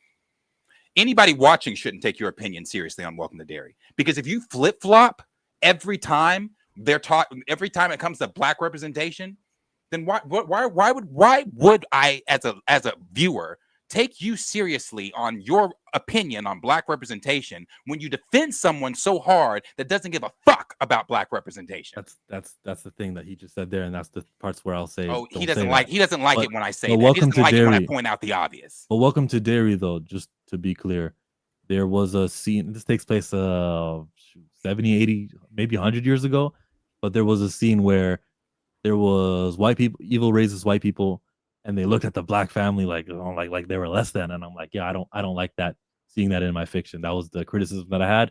I don't like the status that they were seen and perceived in. I love my Black folks sidelined in my fiction. One has nothing to do with the other. I can take issues with sidelined Black characters. I can also take issues with, in Welcome to Dairy, the Black characters were being looked at as less than. Chill, do you agree with this statement? X-Men 97, Black people weren't represented properly. Do you agree with that statement? I don't like the Storm speech, the Bastion, the forgiveness stuff. So yes, I agree there. Black people weren't represented properly. Give me another example, and I'll tell you whether I agree or I don't agree with it. I think they've given you multiple. Don't. Nobody give him Play another them. example. Click He on watched the exact same fucking show we watched. He watched the exact same It trailer we watched. If he got that from the It trailer, but he's not getting what we're getting from that, he doesn't want to get it. No. He doesn't want to get I it. recognize every problem in X-Men 97, and I'll give you that. But I will also just tell you the damn truth. That Beau DeMayo was trying and wasn't able to get some of the great representation stuff on screen. Because he's being Nate tried to. Then I'm flip-flopping like you. Nate tried to. Sorry, Chill, I'm not trying to. Nate literally told us. Nate tried to. Nate literally told us he wasn't trying Nate at tried all. To. Yeah, but Nate told us he wanted to kill the character. Nate has quotes. Nate's position. Without the Black Panther, you can't have T'Challa. If you don't love T'Challa, how can you love the Black Panther? He's also given us some good tidbits too. So if you're gonna use that on Beau, then I'm gonna be right on the right there with Nate. Hey, power to Nate. I'm gonna go watch fucking Real World or whatever the fuck he's on. Survivor. Power to Nate. The words coming out of your mouth now, the comparison you tried to make doesn't line up at all from Nate Moore. This guy literally wants T'Challa to be dead. Can't accomplish it without Chadwick Boseman, and has told us that. Yet on his Survivor, Beau DeMayo tried doing things with Storm and was shot down. So do you acknowledge that, or do you think he's lying? Darius, you can't. Darius, do you acknowledge that Beau DeMayo was trying to do things with Storm and was shot down, or you think he was lying when he said that? Chill. Again, he's not gonna answer. I am going to answer because I've already answered that. I told you I acknowledge that because he said that shit on Twitter because he tells us fucking everything. He said that on Twitter. I'm aware of that. That's not news to me. You're trying to break some news. That's not news breaking. He said that. Do you accept that he's telling the truth when he says that? That's what I meant.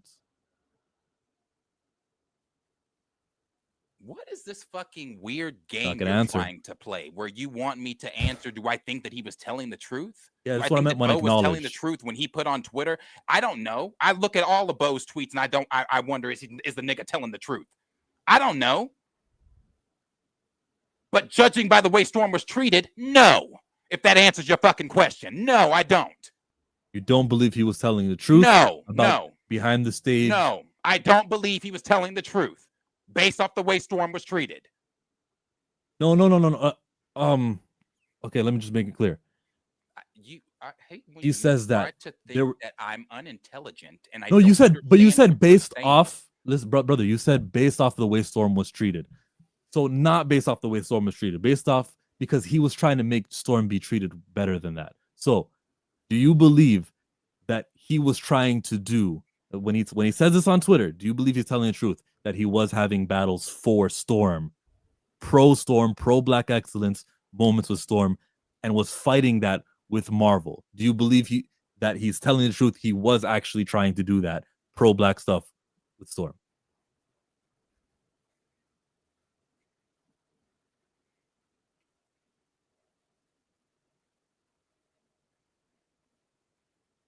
That's tough.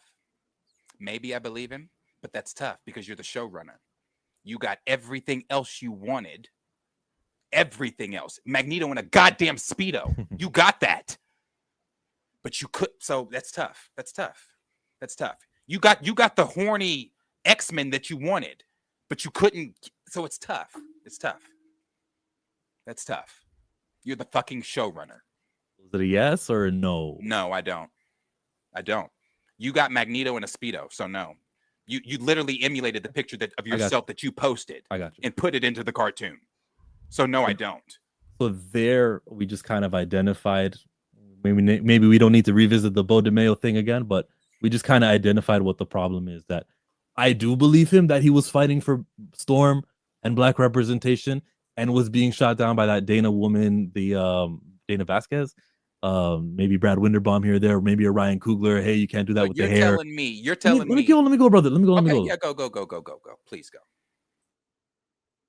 Ryan Coogler. I do believe the crux of it is that I do believe him when he says I was trying to do pro-black shit and was shot down by it, making Roberto's skin darker than he's being told. Actually, we have enough black representation. We got to work more on Latino. I do believe him when he says that. And you don't, which is why you say, you know, the thing that the beginning of this fight, which is that Bo DeMeo doesn't care. I do believe him. I believe him. I take him for his word. But Darius, I mean, I respect you and I enjoy doing these with you. So long as we're listening to each other, I'm sure the audience enjoys this too. It's all good. But that's the problem. That's where we disagree. That I say he was fighting and was actually being shot down. You don't. Okay, so my thing is this. So you're telling me, now don't get me wrong. I'm not saying that Marvel doesn't have some weird anti-black agenda over there. We've seen that. But you're telling me that he went to them and said, I want Storm to do some crazy Omega level mutant shit and it'd be so cool. And they said, nah. Yes. Okay. Yes, I believe I that. want Magneto in a Speedo. And they said, all right. Yeah, that's how racism works. I want to do a weird, horny, questionable bisexual relationship between Wolverine and Morph. Okay, that's cool too. But Storm having cool scenes? Yeah, I think they're that anti-black over there. Yes. I have a hard time believing that one. As much as I believe they are anti-black, because I do. I'm sitting over here, been talking about recast T'Challa for fucking 4 years. I don't believe that one. I don't believe that they said, sure, prop that nigga up in his underwear. But Storm can't have a cool scene. Yeah, because they're sure, accepting have of Morph tell Wolverine, I know where I can scratch your back in the shower. But Storm can't have cool scenes.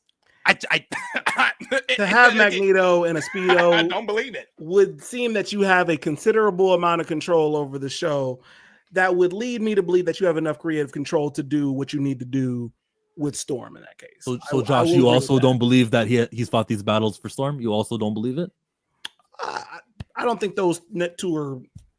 I feel like he has a considerable amount of power, right? That he could have done more for Aurora Monroe. Aurora Monroe. So whether he fought for him, he shouldn't have needed to do that because he could get Magneto in a Speedo. Right? I don't hear a fight being made over that, so he should have been able to do more with the character of Storm. Is having Magneto in a Speedo a skin tone race issue? No, it's not. And no, it just sounds like a thing that he had creative control over. Yeah, I understand what you guys are saying. Creative control over that. I get the idea that if he's got enough creative control to do something so outlandish like Magneto Speedo thing, then he should have enough creative control to do things with Storm. Or even if not Storm, as Chad is saying, Sunspot, or Bishop, or literally any of those things. Pride is what I'm trying to say, though. And he was shot down for those, but not shot down for the Speedo stuff. One is a little bit more accepting, like the not nudist, but the body part stuff is more accepted than black representation, which is crazy. But it's true, and I believe it's true.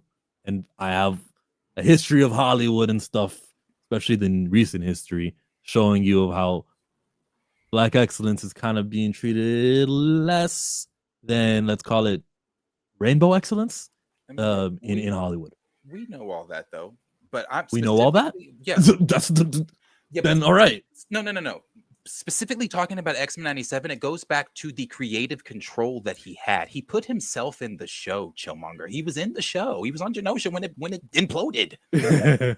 So like you can't tell me that he just didn't have like that they like I'm sitting here on the same like Marvel does some weird anti-black shit, but I just don't think that they told him, who had the creative control that he had with all of the shit we saw, some dope ass scenes. I've rewatched X-Men 97 multiple times. I've come on the afternoon report and said how, to me, post Endgame, that is the best thing they've done. But it's what he did with those black characters is still unexcusable. My most disliked video on my channel to date, because I sniffed it before everybody else did. It's my I think I was the first person that even put out a video. I said X97. I think the title of it is X97 is great, but we have a sunspot problem or something like that.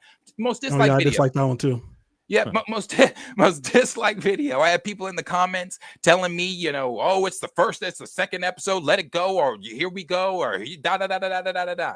For us to get to the end, for me to have been right. Sunspot still treated like shit. Bishop was only even in the new trailer when he said, we got to get the X-Men back to the 90s. And I bet you that's the crux of what he's going to be doing. Wait, does that help my case though? Like they're still treating the black characters less than without Bo there? Doesn't that mean like, oh, maybe Chillmonger's onto something? Maybe there is an agenda of restricting the black characters still. I think there's some truth to what you're saying, Chillmonger. I just don't. Again, said amount of control. That's because what you're saying is not a good point. No one's disagreeing that. We all, even people in the chat, know that there is some weird anti-black agenda at Marvel. But again, when you have the creative control that you have, I'm going to go back to the Speedo. You keep just kind of rolling over that. Like that was just like, oh, no, he put Magneto in a Speedo. It's literally emulating the picture of him, bro, of him. He put that in there. Because they're okay with that, but they're not okay. They're anti-black. They're not anti-Speedo. They're anti-black. So, okay, so the morph shit. Whatever he said to him in the shower. Oh, there's same response. They're anti-black, not anti-shower. No. I just. Well. Plus, if he's super nigga like Darius keeps calling him, that's wouldn't he be able to fight back at some level on something that needs to change for one of the black characters? Any of them. It does not have to be Storm. It could be any of the things that was a problem in X-Men 97. Where was Sunspot's dad?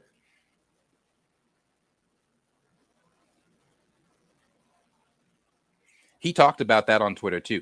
He talked about everything on Twitter. There's nothing that you can say that he hasn't already told all of us.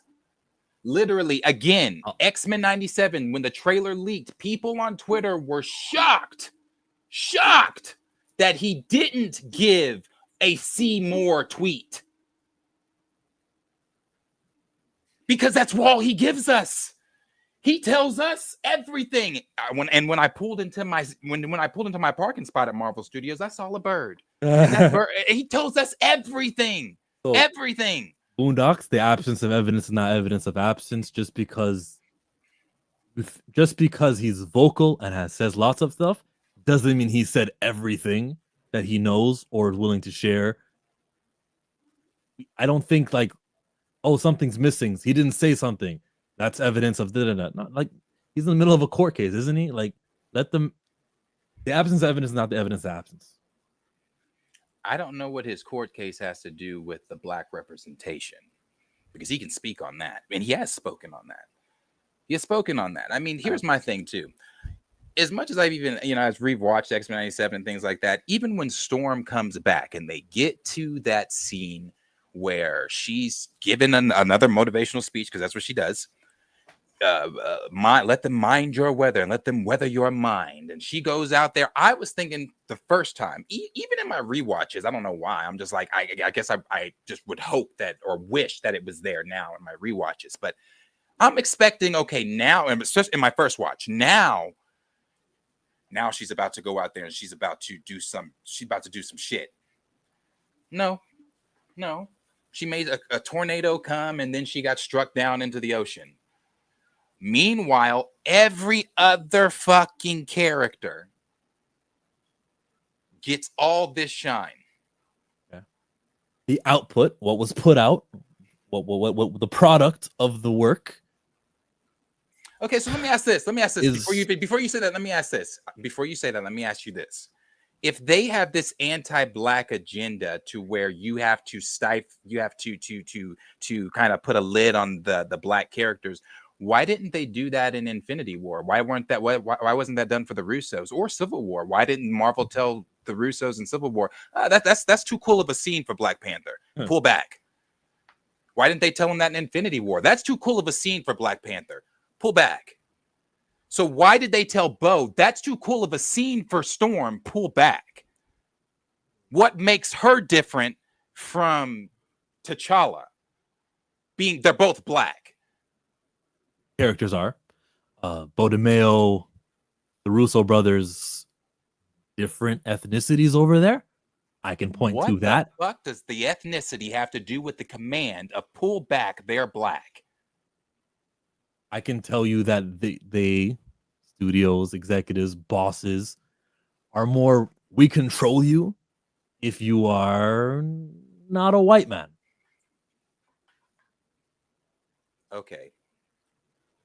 That still doesn't, I get what you're saying, but that still doesn't to me apply to what I'm saying. Regardless of the director, showrunner, whoever's color, the character itself that we're giving shine to is still black. I'll give you another. Dana Vasquez, I believe is her name, was someone who was shooting down many of it. Who else was it? Bo was mentioning some other people's names who were around as executives who were not present for that Civil War Russo brothers, great representation of T'Challa. And so the people around saying no were different people. Okay. Got him. You didn't. You didn't. You're trying to weave your way and finagle your way out of this because I just told the truth. No, because you don't want to. Why you don't want to? I don't know. Your comparison didn't work. It's not the same people saying no and being restrictive in Civil War that there were who were working on X-Men 97. Okay, my point is Marvel Studios as a whole. If there's this anti-black rhetoric that you say that there is, Marvel Studios as a whole is not going to pick and choose when they want to implement that rhetoric. They're not going to say, oh, that director's white, so I'm not going to implement, oh, that showrunner's white, or I'm not going to, that person's black, now I'm going to implement that. That makes zero fucking sense. Zero. So what no, I let you talk. Shh. That makes zero sense. Zero sense. So for you to sit and try to say, got him, finangled him, no, that makes zero sense. Zero. For them to pick and choose when to implement a anti-black rhetoric. That doesn't make sense. Marvel Studios as a whole is not a person with opinions who does policies. But the people who they hire is who I can point at and tell you, while the paycheck says Marvel for all of them, the people who were working on X-Men 97, that Bo DeMeo says their names and sometimes doesn't say their names and sometimes deletes the times he does say their names, those people were not working on Civil War. The comparison doesn't work. Marvel Studios and them sharing that isn't the point you may think that it is. Okay. I'm going to let you live in the delusion that you live in with Bo. I'm going to let you think that he is the super nigga and let him have all the capes that you're awarding him. You address what I said? And I don't care anymore. Because I don't care anymore. And again, as a viewer, I would not take your opinions seriously when it comes to Black representation and when not to implement it, because you are picky and choosy with it. Why it's with Bo, I don't know, and I'm done trying to decode. Well, you know, I told you why. No. We found it. We found out why. No. You didn't tell me why. Yeah, we did. I believe he's telling the truth. You believe he's telling a lie. And again, I think that's, you know, I put you in the same. There was a tweet the other day that said, "What's a mental illness?" and somebody quote retweeted and said, "Black MAGA." I'm putting you in that same thing. You have a mental delusion illness with Bo. I don't understand, and I'm done trying to decode it. You think the nigga super nigga? Hey, award him the capes. Can I ask a question? Is it true that Bo DeMaio follows you? Chill. Twitter? Yeah. What? Where? Keep going. Do you feel that shapes the way you feel about Bo DeMaio in any way? Follow alone? Or just follow, interacting? Do you feel like any of it has anything to do with how you feel about him? Has it changed any sort of way about how you feel about him as a creator? Killmonger is going to do the thing where he cites evidence. Nothing I said today was resulting, or I referenced that he follows me on Twitter. No, it doesn't. That's not where this question came from. Plus, the day we were live streaming, the day that the Hollywood Reporter came out with their thing, he didn't follow me, and I saw the words that they used and the egregious conduct and egregious findings and this and that. I had the opinion that Disney was full of it, and I sided with Bo DeMaio's side before ever meeting this guy, before he ever watched a video of mine or I've ever followed him. We debated about that too. I found that strange. Before I ever watched the video. Right? Sorry, I was confused as to why Darius was confused. So you're talking about that Thursday when that article came out? Is that what Darius meant when he said you're confused about that? Yes, the day that the article came out, we also debated because on the egregious findings thing, he seems to think that, you know, egregious or whatever. He seems to think that the word or whatever. I don't even remember what his argument was. It was baseless then too. But So I did draw attention to how they're not speaking about the breach of the contract after the departure, the non-disclosure agreement that Bo DeMaio felt that was infringing on his rights. That was the crux of the case that he's filed against them, and they just were talking about why he was fired in the first place, rather than talking about what Bo DeMaio's problems are. And I saw that, and I called it out then. So, Josh, back to your question: does my relationship? How did you put it? That he follows me on Twitter and I follow him back. Has any of that changed how you feel about him in any way? I would say this about him, and Killmonger has not been off code one time when it comes to any Black creative who's going to be accused of no evidence, you know, because I can go at Nate more. But I've been on code when it comes to Bo DeMaio, as I'll be with everyone else. And if it feels I'm vigorously defending it, my brother on the middle of the screen is vigorously attacking Bo DeMaio, and therefore it leads me to, here, let me talk and say some things.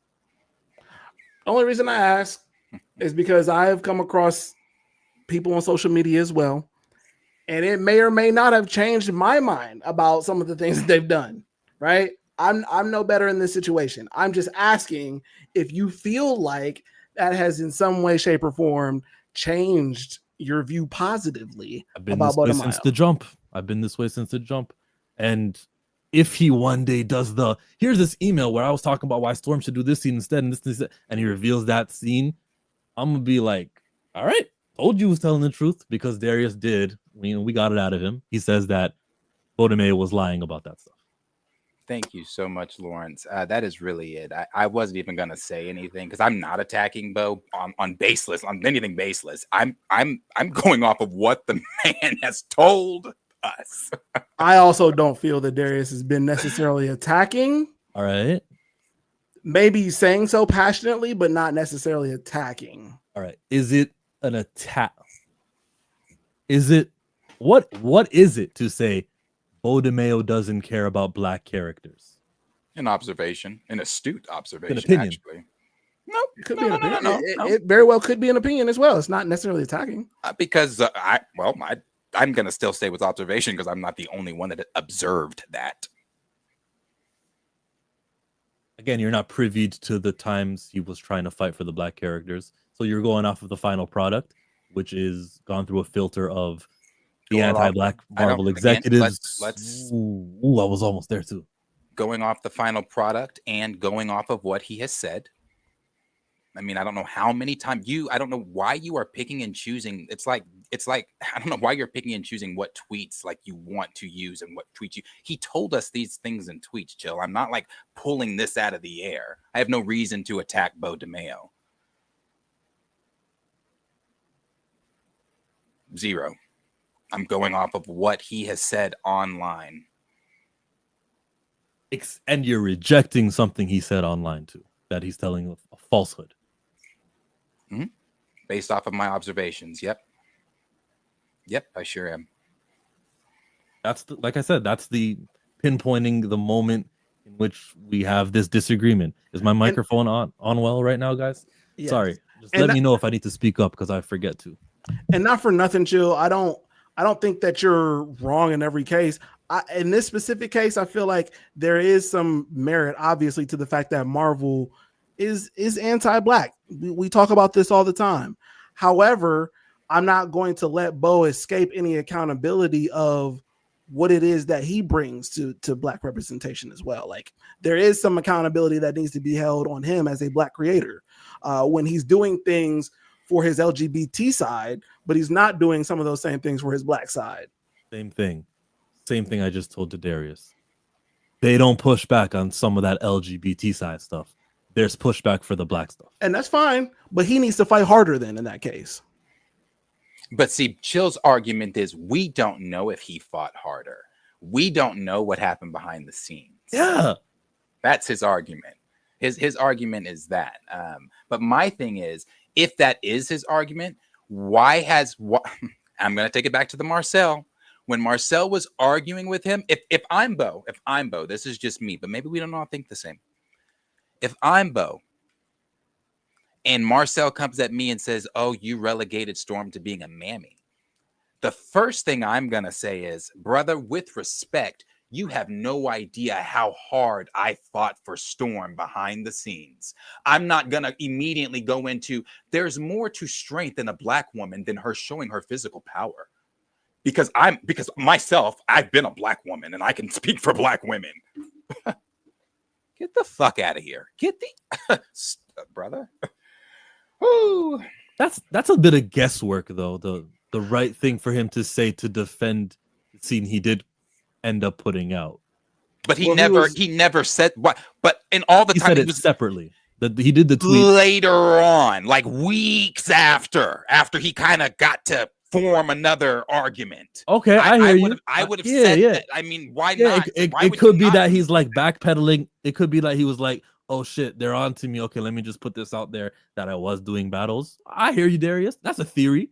And a dishonest kind of Weasley kind of guy would do something like that. But why would you? It's within the realm of believability that a creative would be like, oh, getting hot in here. Let me just put this out. Yeah, okay. It's possible. I just don't want to accuse someone of being that way or say it with definitiveness. And I'm going to stick up until I have evidence otherwise of him being full of it and not for representation and black representation. Yeah.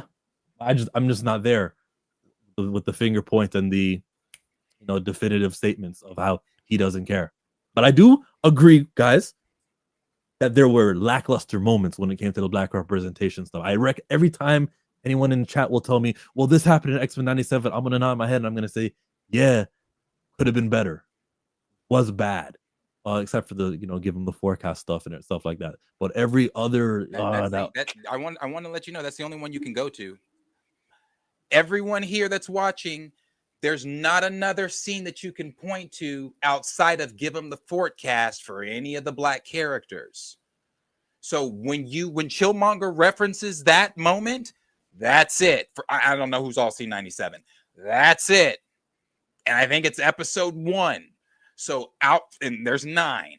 So from episode 1 to 9, there's never a bring them the forecast moment again.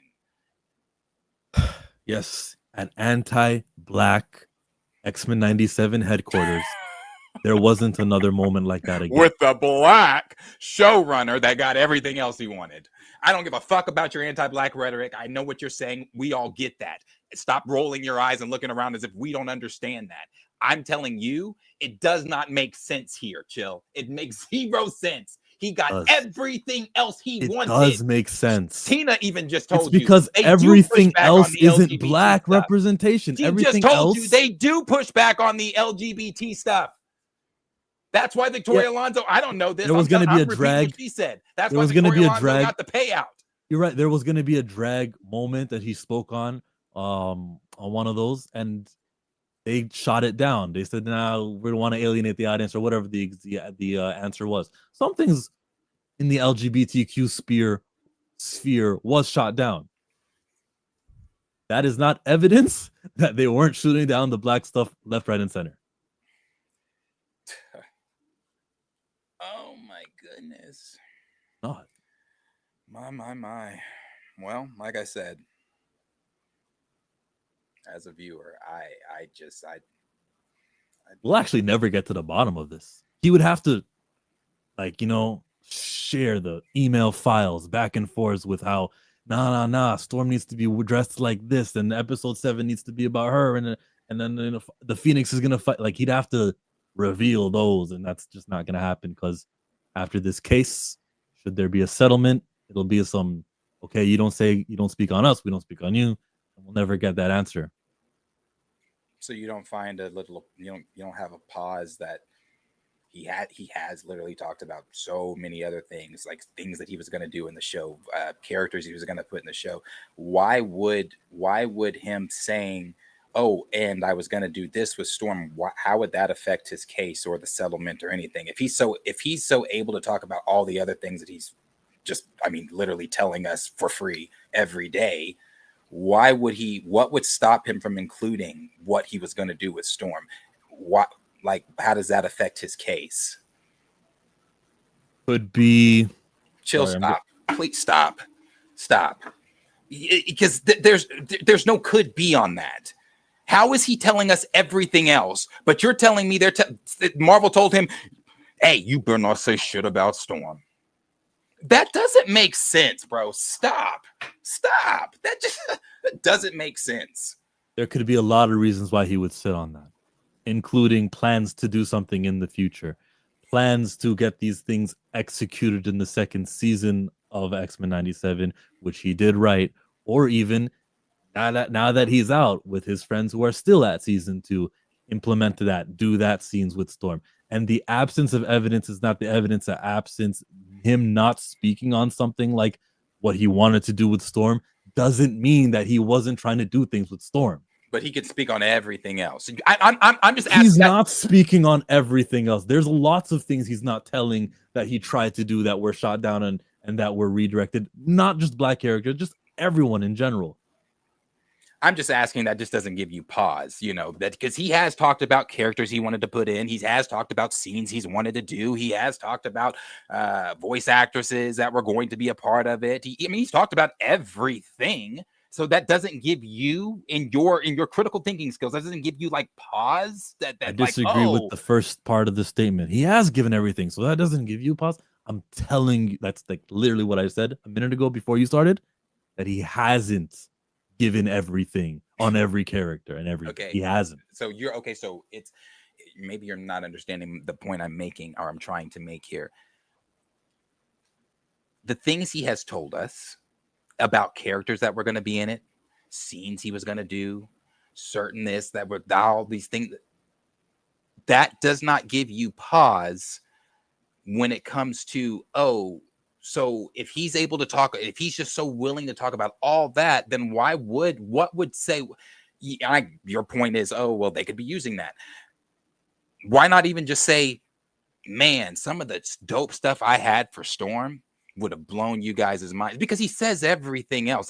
So there's nothing that, he doesn't have to give us, beat for beat what the scene was going to be. He could even just say something like, but he hasn't.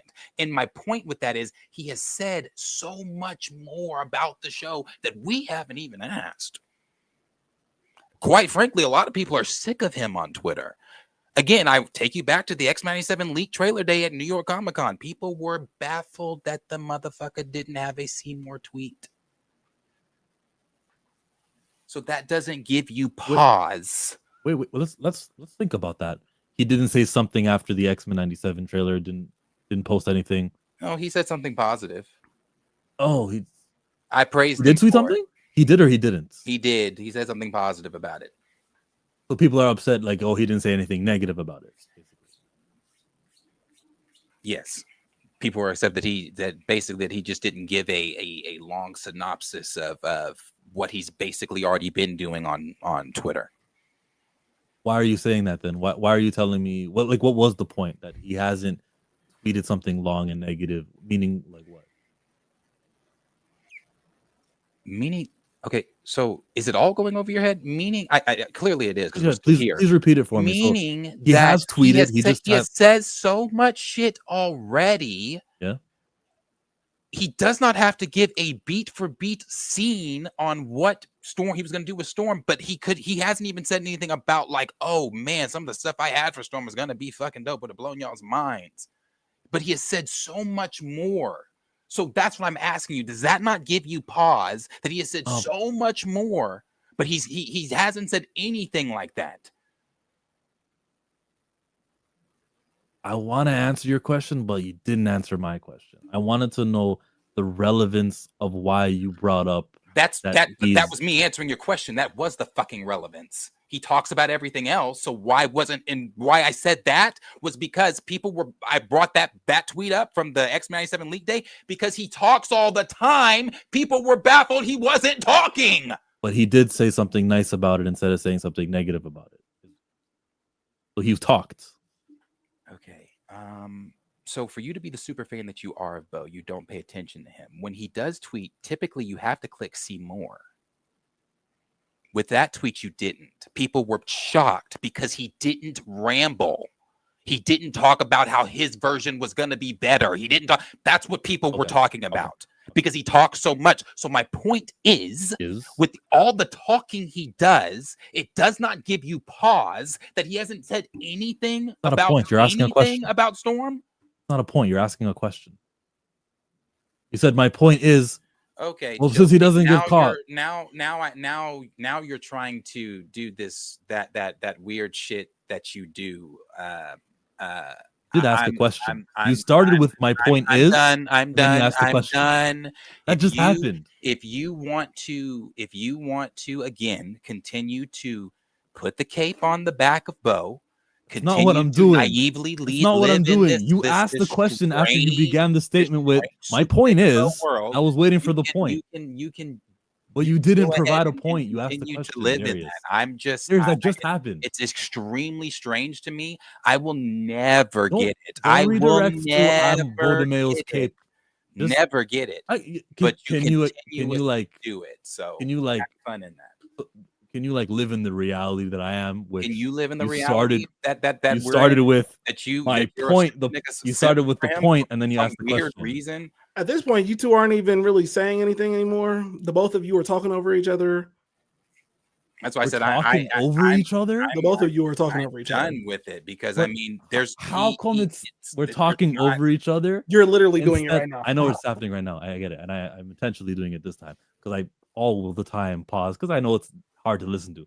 But if I say something like, yo, what you just said wasn't right, like you said, the point is, and then you turned it into a question, you can't be a point if it's a question. That's valid, and it just happened. It's a rhetorical and then he's question. like, let me change the subject into thank you, Josh. I don't know if it's something in Canada. What did Josh say? Maybe it's a rhetorical question. It's a question asked to be a point of rhetoric. It was a real question. Thank you. I again, I don't. Maybe it's a Canadian thing. Maybe it was really a question. They don't. Asked with the intention to make a point. That's what a rhetorical question is. Was not a rhetorical question. He actually wanted me to answer the question. No, okay. But even in asking the question, it makes a point. And the fact that you're not answering the question makes it even. In Canada, we need you to make the point without the question. I asked it like 4 times, and I still ain't got it. It's an easy question. It's an easy question. It's easy. It is. I'm not trying to take sides in this situation. I started this whole thing. Well, I didn't start this whole thing, but I went down this rabbit hole because I really actually wanted a point of reference on this whole Bodemile situation. The least you could do is answer the question. The very fair question that Darius asked. It's really easy. Hey, please ask the question one more time before you do. I'm gonna tell you that you were not making a point. Well, ask the question. Go ahead. You know the same answer. You know what I've said, so I mean I've said it quite a few times now. I don't think we're ever getting the question asked again. It's cool. It's fine. I just the point was, yes, he wanted you to answer the question because it was a simple question. It should have been a simple question to answer. It's cool. Anyway, do we have any other topics? Like, what do we? I don't believe so. Super chats.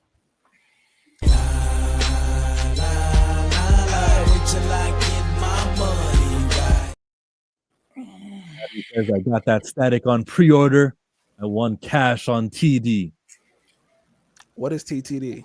What's TD? I don't know what that is. Actually, we probably shouldn't even be saying that because it's not like they threw it back at us. No free sponsorships. Absolutely not. We'll take the 2. Thank you to you. Go to Lawrence, who also has a super chat. Money big, twin glocks, hellin' live. Niggas hate, Uncle Tom, spin them off me, carousel, get them off me, go to hell. Where was his energy when he was there before he got fired? He didn't have any of that energy. He was okay with everything. That's jumping. All right, yeah, he was okay with everything. All right, Lawrence, say that. No question, no doubt about it. He was okay with everything when he was working there. Wasn't fighting. Lawrence, I want you to know that. You know what's also? I'm sorry, Josh. I'm so sorry. You know what's also funny? How you do with Bo. You know this with anyone. No, this is about Bo. This is about Bo. This is about Bo. This is why I brought it back. This is about Bo. With anyone. So the reason why this is so funny is because you know who really stays at the limelight. You know who we really don't ever hear from? Kevin Feige, and you criticize him so much. Oh, he's the president of the studio. Why do you make false comparisons? What? How was that a false comparison? Because he's not a showrunner. Because he's not doing. So I criticize his anti-black time out. So when Bo is sitting at a long table with everyone, president, showrunner, leader, whatever title you want to put on it, is he not the head of that shit? He's the showrunner. He answers to people. Okay. I was just trying to thank you for the $10, Lawrence. I appreciate it. I was just answering, just trying to throw something on your question there, brother. That $10 will go towards lighting Chillmonger's green screen. Or was his energy when he was there, but before he got fired, he didn't have any of that energy. He was okay with everything.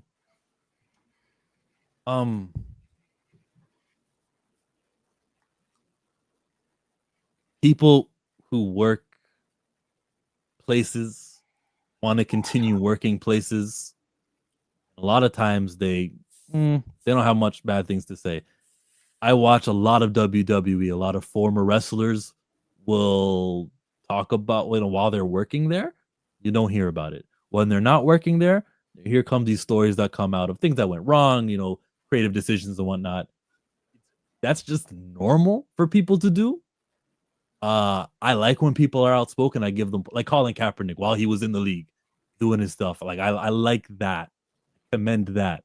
And I also get how being a guy who rattles Bodemile was reporting things to HR and whatnot. So he says, he did have energy, and I think that has a lot to do with why he's not there anymore. But thank you for the 10, Lawrence. What do you mean that has a lot to do with why he's not there anymore? That's your assumption. He's being no, that's your assumption because you don't want to believe the tabloids when they said that they had egregious findings. So I'm going to choose to believe the tabloids when they said they had egregious findings. Oh shit! All right. Oh yeah, no, we debated about this before. I know you have that short-term memory to where you don't remember shit somehow, but we've debated about this before. They said they had egregious findings, so it's not as if he got fired because he was standing up to them. He got fired because he was sending inappropriate shit to his co-workers. So you say with certainty. Okay. Yep. Because that's what the Hollywood Reporter said, and that's what Marvel said, and that's what the fucking tabloids are saying. So if they said they found that, that's what I'm going to believe. They said they have found egregious findings. He doesn't like the word egregious findings or whatever the fuck his argument was. You didn't say right now. You didn't say egregious finding. You said he sent stuff to his coworkers. That's what you said. You should walk that one back. I'm not going to walk that back. Yeah, I'm gonna stick with that because that's what his coworkers were even saying. So I'm gonna stick with that. The emails, the things he was sending. I think you're referring to the article from Jeff Snyder, which has been pulled. Is that the one where he said that stuff? Is that the one, or is there something else you're referencing? No, the one from Jeff Snyder that he deleted. Regardless of him deleting it or not. So again, that's cool. Are you gonna pick and choose when Jeff's scoops are cool and when they're not cool? So if it's recast T'Challa news and they say they're recasting T'Challa, oh, Jeff's on it, he's on it. But if they say something about Bo and he pulls it, it has to be because it was a lie. He didn't hear something that was accurate. You cannot have your cake and eat it too. You cannot have your cake and eat it too. Is the recast T'Challa article deleted? Then it's not a that does not mean that just because the article is deleted does not mean that the content. But that's what I'm saying. That's why I brought it up that it was deleted. That's why I brought it up that it was the deleted article. That's what. Like if it wasn't deleted, I wouldn't have brought it up. I tell you what, if I ever need a lawyer, you can bullshit your way out of. You're making false comparisons, and I'm telling you the differences. I'm a paper your plane to get you across the lines. Because your ass can weasel your way out of some shit, even when you know it's bullshit. But hey, you keep doing that. Nah, I just really hope the wrong profession. I just decimated your comparison of both. No, you're in the wrong profession. I'm talking, and you won't let me talk. You want to talk over me, and then Josh is gonna say we're talking over each other. Minutes ago, did you not want us talking over each other? You were just cool with that a few minutes ago when Josh was trying to make that whole thing. He was like, "Oh, you guys are going nowhere. You're talking over each other." I know. Yeah, I know. Often in this stream and when we stream, I will chill and I'm all right. Let's not talk at the same time. 20 minutes ago or 10 minutes ago, when I was talking to Josh and we're talking over each other, I chose to talk over each other, but to use that exception to the rule as that is the rule that I talk over you. Damn, get to your point. You're wasting your talk time. Get to your point. But you're doing what I was talking about here. Yeah, because you won't get to your point. I don't need you to break down and preach to me about what you are literally talking when I'm talking. Yes, now I am complaining that I'm talking. Then don't do what you think is the problem. Chill. The Jeff Snyder stuff, I'll take his word for it when he said that they were planning to do the recast, and we know it was not exactly a recast, but he's a black guy named T'Challa. Just soda to cola T'Challa. I get that. I accept that from him. He didn't delete that. I believe it to be true. If they change their mind, they change their mind. Jeff Snyder posted that thing talking about how we talk to coworkers and stuff like that, and I think it's wild for you to take the words of Jeff Snyder's report. There's no interview or a guy putting his face on it, a name on it. But if you had a picture of Bo DeMayo on your phone, whether you wanted it or not, I think that was how that article went and how it was worded. I don't think it's right to say whether it's Bo DeMayo or anybody to just go with that and be like, F this guy or not give this guy the grace, not have an understanding that he's going to be picked on, hated on, and just run with it as fact. I am against that. I'm glad, Darius, for whatever you want to say, to do so. I do think that he's worth fucking not throwing to the wolves like that. Josh, where are you on that? Do you think that it's You don't true? get to It's skip to false? Josh after addressing me on that. Firstly, again, I'm not going to pick and choose when I want to believe Jeff Scoops and when I want to discard Jeff Scoops. He clearly heard something from someone within the business because that's what the fuck he does. What could have happened after that article got put out is a cease and desist, but made him pull that down. You have no idea what happened behind the scenes with Jeff. You're right. I do have no idea what happened behind the scenes. I accept that. So therefore, I'm going to stick with what I thought and what I said, because if I'm going to believe Jeff when he says this about a movie or this about a TV show and it comes true or this or that, and I'm doing emergency live streams when he talks about recast fucking Chala, then why would I say, oh, but that one's a lie? In a cease and desist, if what he's saying, there's no cease and desist or however legal jargon it is. If Bo DeMayo made an act to make Jeff Snyder take it down, but it's true, Jeff Snyder still took it down? I'm not a lawyer. I don't know how cease and desist worked like that. I just know that if you were to get one or something, like I said, this is your profession. Like I said, this is what you should have been doing instead of up here with us. But thank you. I don't know how that, whatever. I said what I said.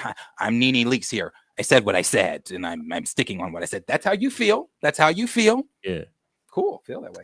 I think that it being taken down after a cease and desist or whatever the legal filing it was, I think that if he did actually take it down, maybe it's because it was murky. That's where I'm leaning towards. Maybe because there wasn't evidence to keep it up. Like, no, this is the truth.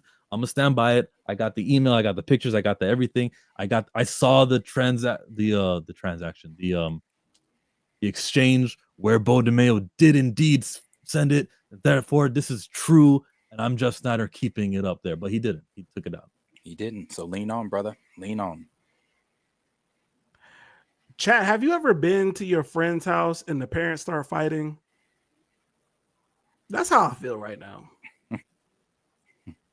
I can't wait for you to take this much of an issue with another Black creative. You guys are gonna get the same chillmonger. No, we don't. No, we don't. Don't believe that, probably chat. Not gonna. Don't believe that, chat. He has shown you he is flip-floppy on his stances with shit like that. Don't believe that. Because it ain't more. I was gonna ask for an example of another Black creative who I just like shit on or don't give the benefit of doubt. I wasn't just talking about Black creators. I was just talking in general about your Black representation stance. Got some holes in it. And the worst thing about feeling this way, chat, I low-key started this. Low-key. Didn't know it would go this far. Sorry, yo. This happens quite often, though, so it's not like a you deal. It happens often. I'm just having a conversation with chat. I don't even know what's going on this other side of the screen over here. Phil's not even paying attention to the comments on this debate, which is true. Because we all know he's tripping on this one. It's not because I'm tripping on this one. It is because sometimes I'll say some stuff and I'll get started on it and then the flow would be interrupted and I'm like, oh. And it's happened enough times and I've drawn attention to it probably about each and every time it's happened where I'm like in the beginning of something and one of them to have something to say. At the expense of starting something else, You won't. I think there was another super chat. Yeah, I'll get to these super chats. I've been boozy since I left. I ain't changing for a chin. Tell my mind I ain't forget. Bird, $4.99. Did we talk about Zombies creators saying that Chadwick wanted T'Challa to live on / recasted? Late, so I might have missed it. Keep up the great work. Bird, wind like shit to the first hour of this stream is when me and Josh were covering that one. So yes, you did miss it. Appreciate it, Bird. Yes. You want to touch on that one, Darius? You said no already, right? Not. Everybody knows my position on recast and where I am, and nothing new to add to that conversation that would be worth sitting through. Okay. Do you think I'm wrong for covering it? Like, we didn't go long on it either, but like, I'm gonna cover it, right? Am I gonna cover it? Yeah. Like No. at least acknowledge that it happened. Like that's what I did. I did it on Twitter. I retweeted it and said something, but as far as me getting up on the platform and going into some deep dive on things that I have said for the past 4 years, there's nothing more that I can say on Recast T'Challa that you cannot find in my Recast T'Challa playlist. There's nothing more I can add to this until Marvel comes out and definitively either says yes or no. There's nothing more I can give you. Did you see that tweet from that guy? Those Recast T'Challa guys were right. They're doing exactly what they said. Mm-hmm. Yeah, I mean, I sit back in I hate it. I don't even want to be like, oh, I told you so. But yeah, it is like I told you so. I think the last rant I gave on this was during the afternoon. Woke up and I said what I said. You know, I fear it's too late. It's great. Everybody is now, and now here I am. It's great now that everybody is, you know, saying the things that they are saying, like, oh, you know, those recast guys were right, and oh, this is weird, and oh, maybe they should have recasted him, and oh, they are keeping black talent down. Somebody else could have had this role. Yeah, these are things we said for 4 or 5 years, and you guys said you're being hateful, you're being disrespectful, you're being fanboys, you don't know better than Marvel. Oh, what else were they going to do? Combating us instead of getting in line with us. You combated us so hard that made Marvel believe, oh yeah, well, this kid's fine, the bastard's fine, and wait, it's all fine over here. They love it. So, you know, I fear that it might be too late. I know some of you are still holding on to that hope, and I'm holding on to I'm like the woman that touched the hem of his garment. I'm holding on to the hem of the garment. I ain't holding on tight with y'all, but I'm on the hem. Because it's not, I don't see it. They've given me no evidence. They've given me nothing that says, hey, I want to recast T'Challa. And so does Ryan Coogler, the guy that we've now heard from 4 or 3 different creatives that when they wanted to use him, they had to call that brother first. So, no, I don't think so. Need evidence? Just like when Megan Good was smiling about Kang the Conqueror is going to be back. I'm like, yeah, that's evidence there. And then it's a multiverse, you never know. Like, that's evidence. Yeah. Yeah, no, that's evidence for sure. For sure. Oh, there's super chat.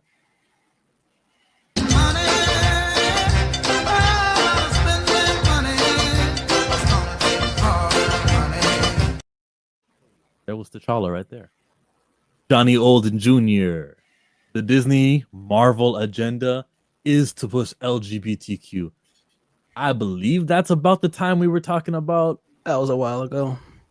Shout out to JO though. 11:57, so a half hour ago. I think I was saying they're anti-black, they're not anti-gay, they're not anti-anything else. So yeah, they allowed the speedo scene to happen. They're anti-black. So we believe that this evangelical Christian nationalist supposedly company that is at the behest of Israel and all these other places are pushing an LGBTQ agenda. Oh, okay. Boy, I tell you, it's always interesting when we are able to come together just to see how starkly different we all view things.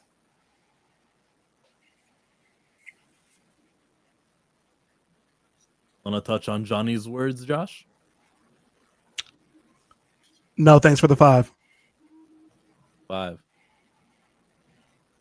Or 10, whatever. However. Take a deep drink, take a deep drink. The money goes into my piggy bank. And this is the final one from Tina. She Dreads Me YouTube channel. I love y'all, fellas. That's it. Love you, Tina. Love you being here. Got to have you back on for real. Tina, you could have took my space. No, Josh being here was great. We need Josh here more. He said, guys, I'm scared. Absolutely right. When did you change it to guys? I'm scared. No, we need Josh here more. I'm blinking twice. I'm being held against my will. No. It's been fun. I really just want to know through all of that. No more. No, you're about to make this go 10 minutes longer. Oh, no, maybe, but it's going to go in a direction that I want it to. I mean, okay. all of that energy and smoke that you just had, Darius, will you keep that same smoke for Ray? Ray Skywalker? No. Oh, Ray. Yeah, that Ray. Ray. Hey, I'm always with the smoke. So that's my that energy y'all see here. That's not just like, oh, the camera's on. That is personality 24/7. Rey Mysterio? No, Trae Young's father. So if you see him, Darius, it's on sight, like hands and feet. Shoulders, knees, and toes. Like you will rock bottom him if you see him. Hey. All the way. Oh, you know what? Actually, now that I think about it, I'm sorry, Chillmonger. Yeah, you got to tell us something when this is all said and done. You held off on saying something, and I want to know what that thing was. Earlier. We'll talk about it later. Okay. We're out. There's something I'm going to say behind the scenes. So we're about to talk behind the scenes. Do we cut to the clip where Josh ends our stream? Or do we just make Josh... My hands are up here. End the stream. Go. I don't know that I want. Well, no, actually, I should. I'm afraid. You rock out. Are you guys, fucking with it?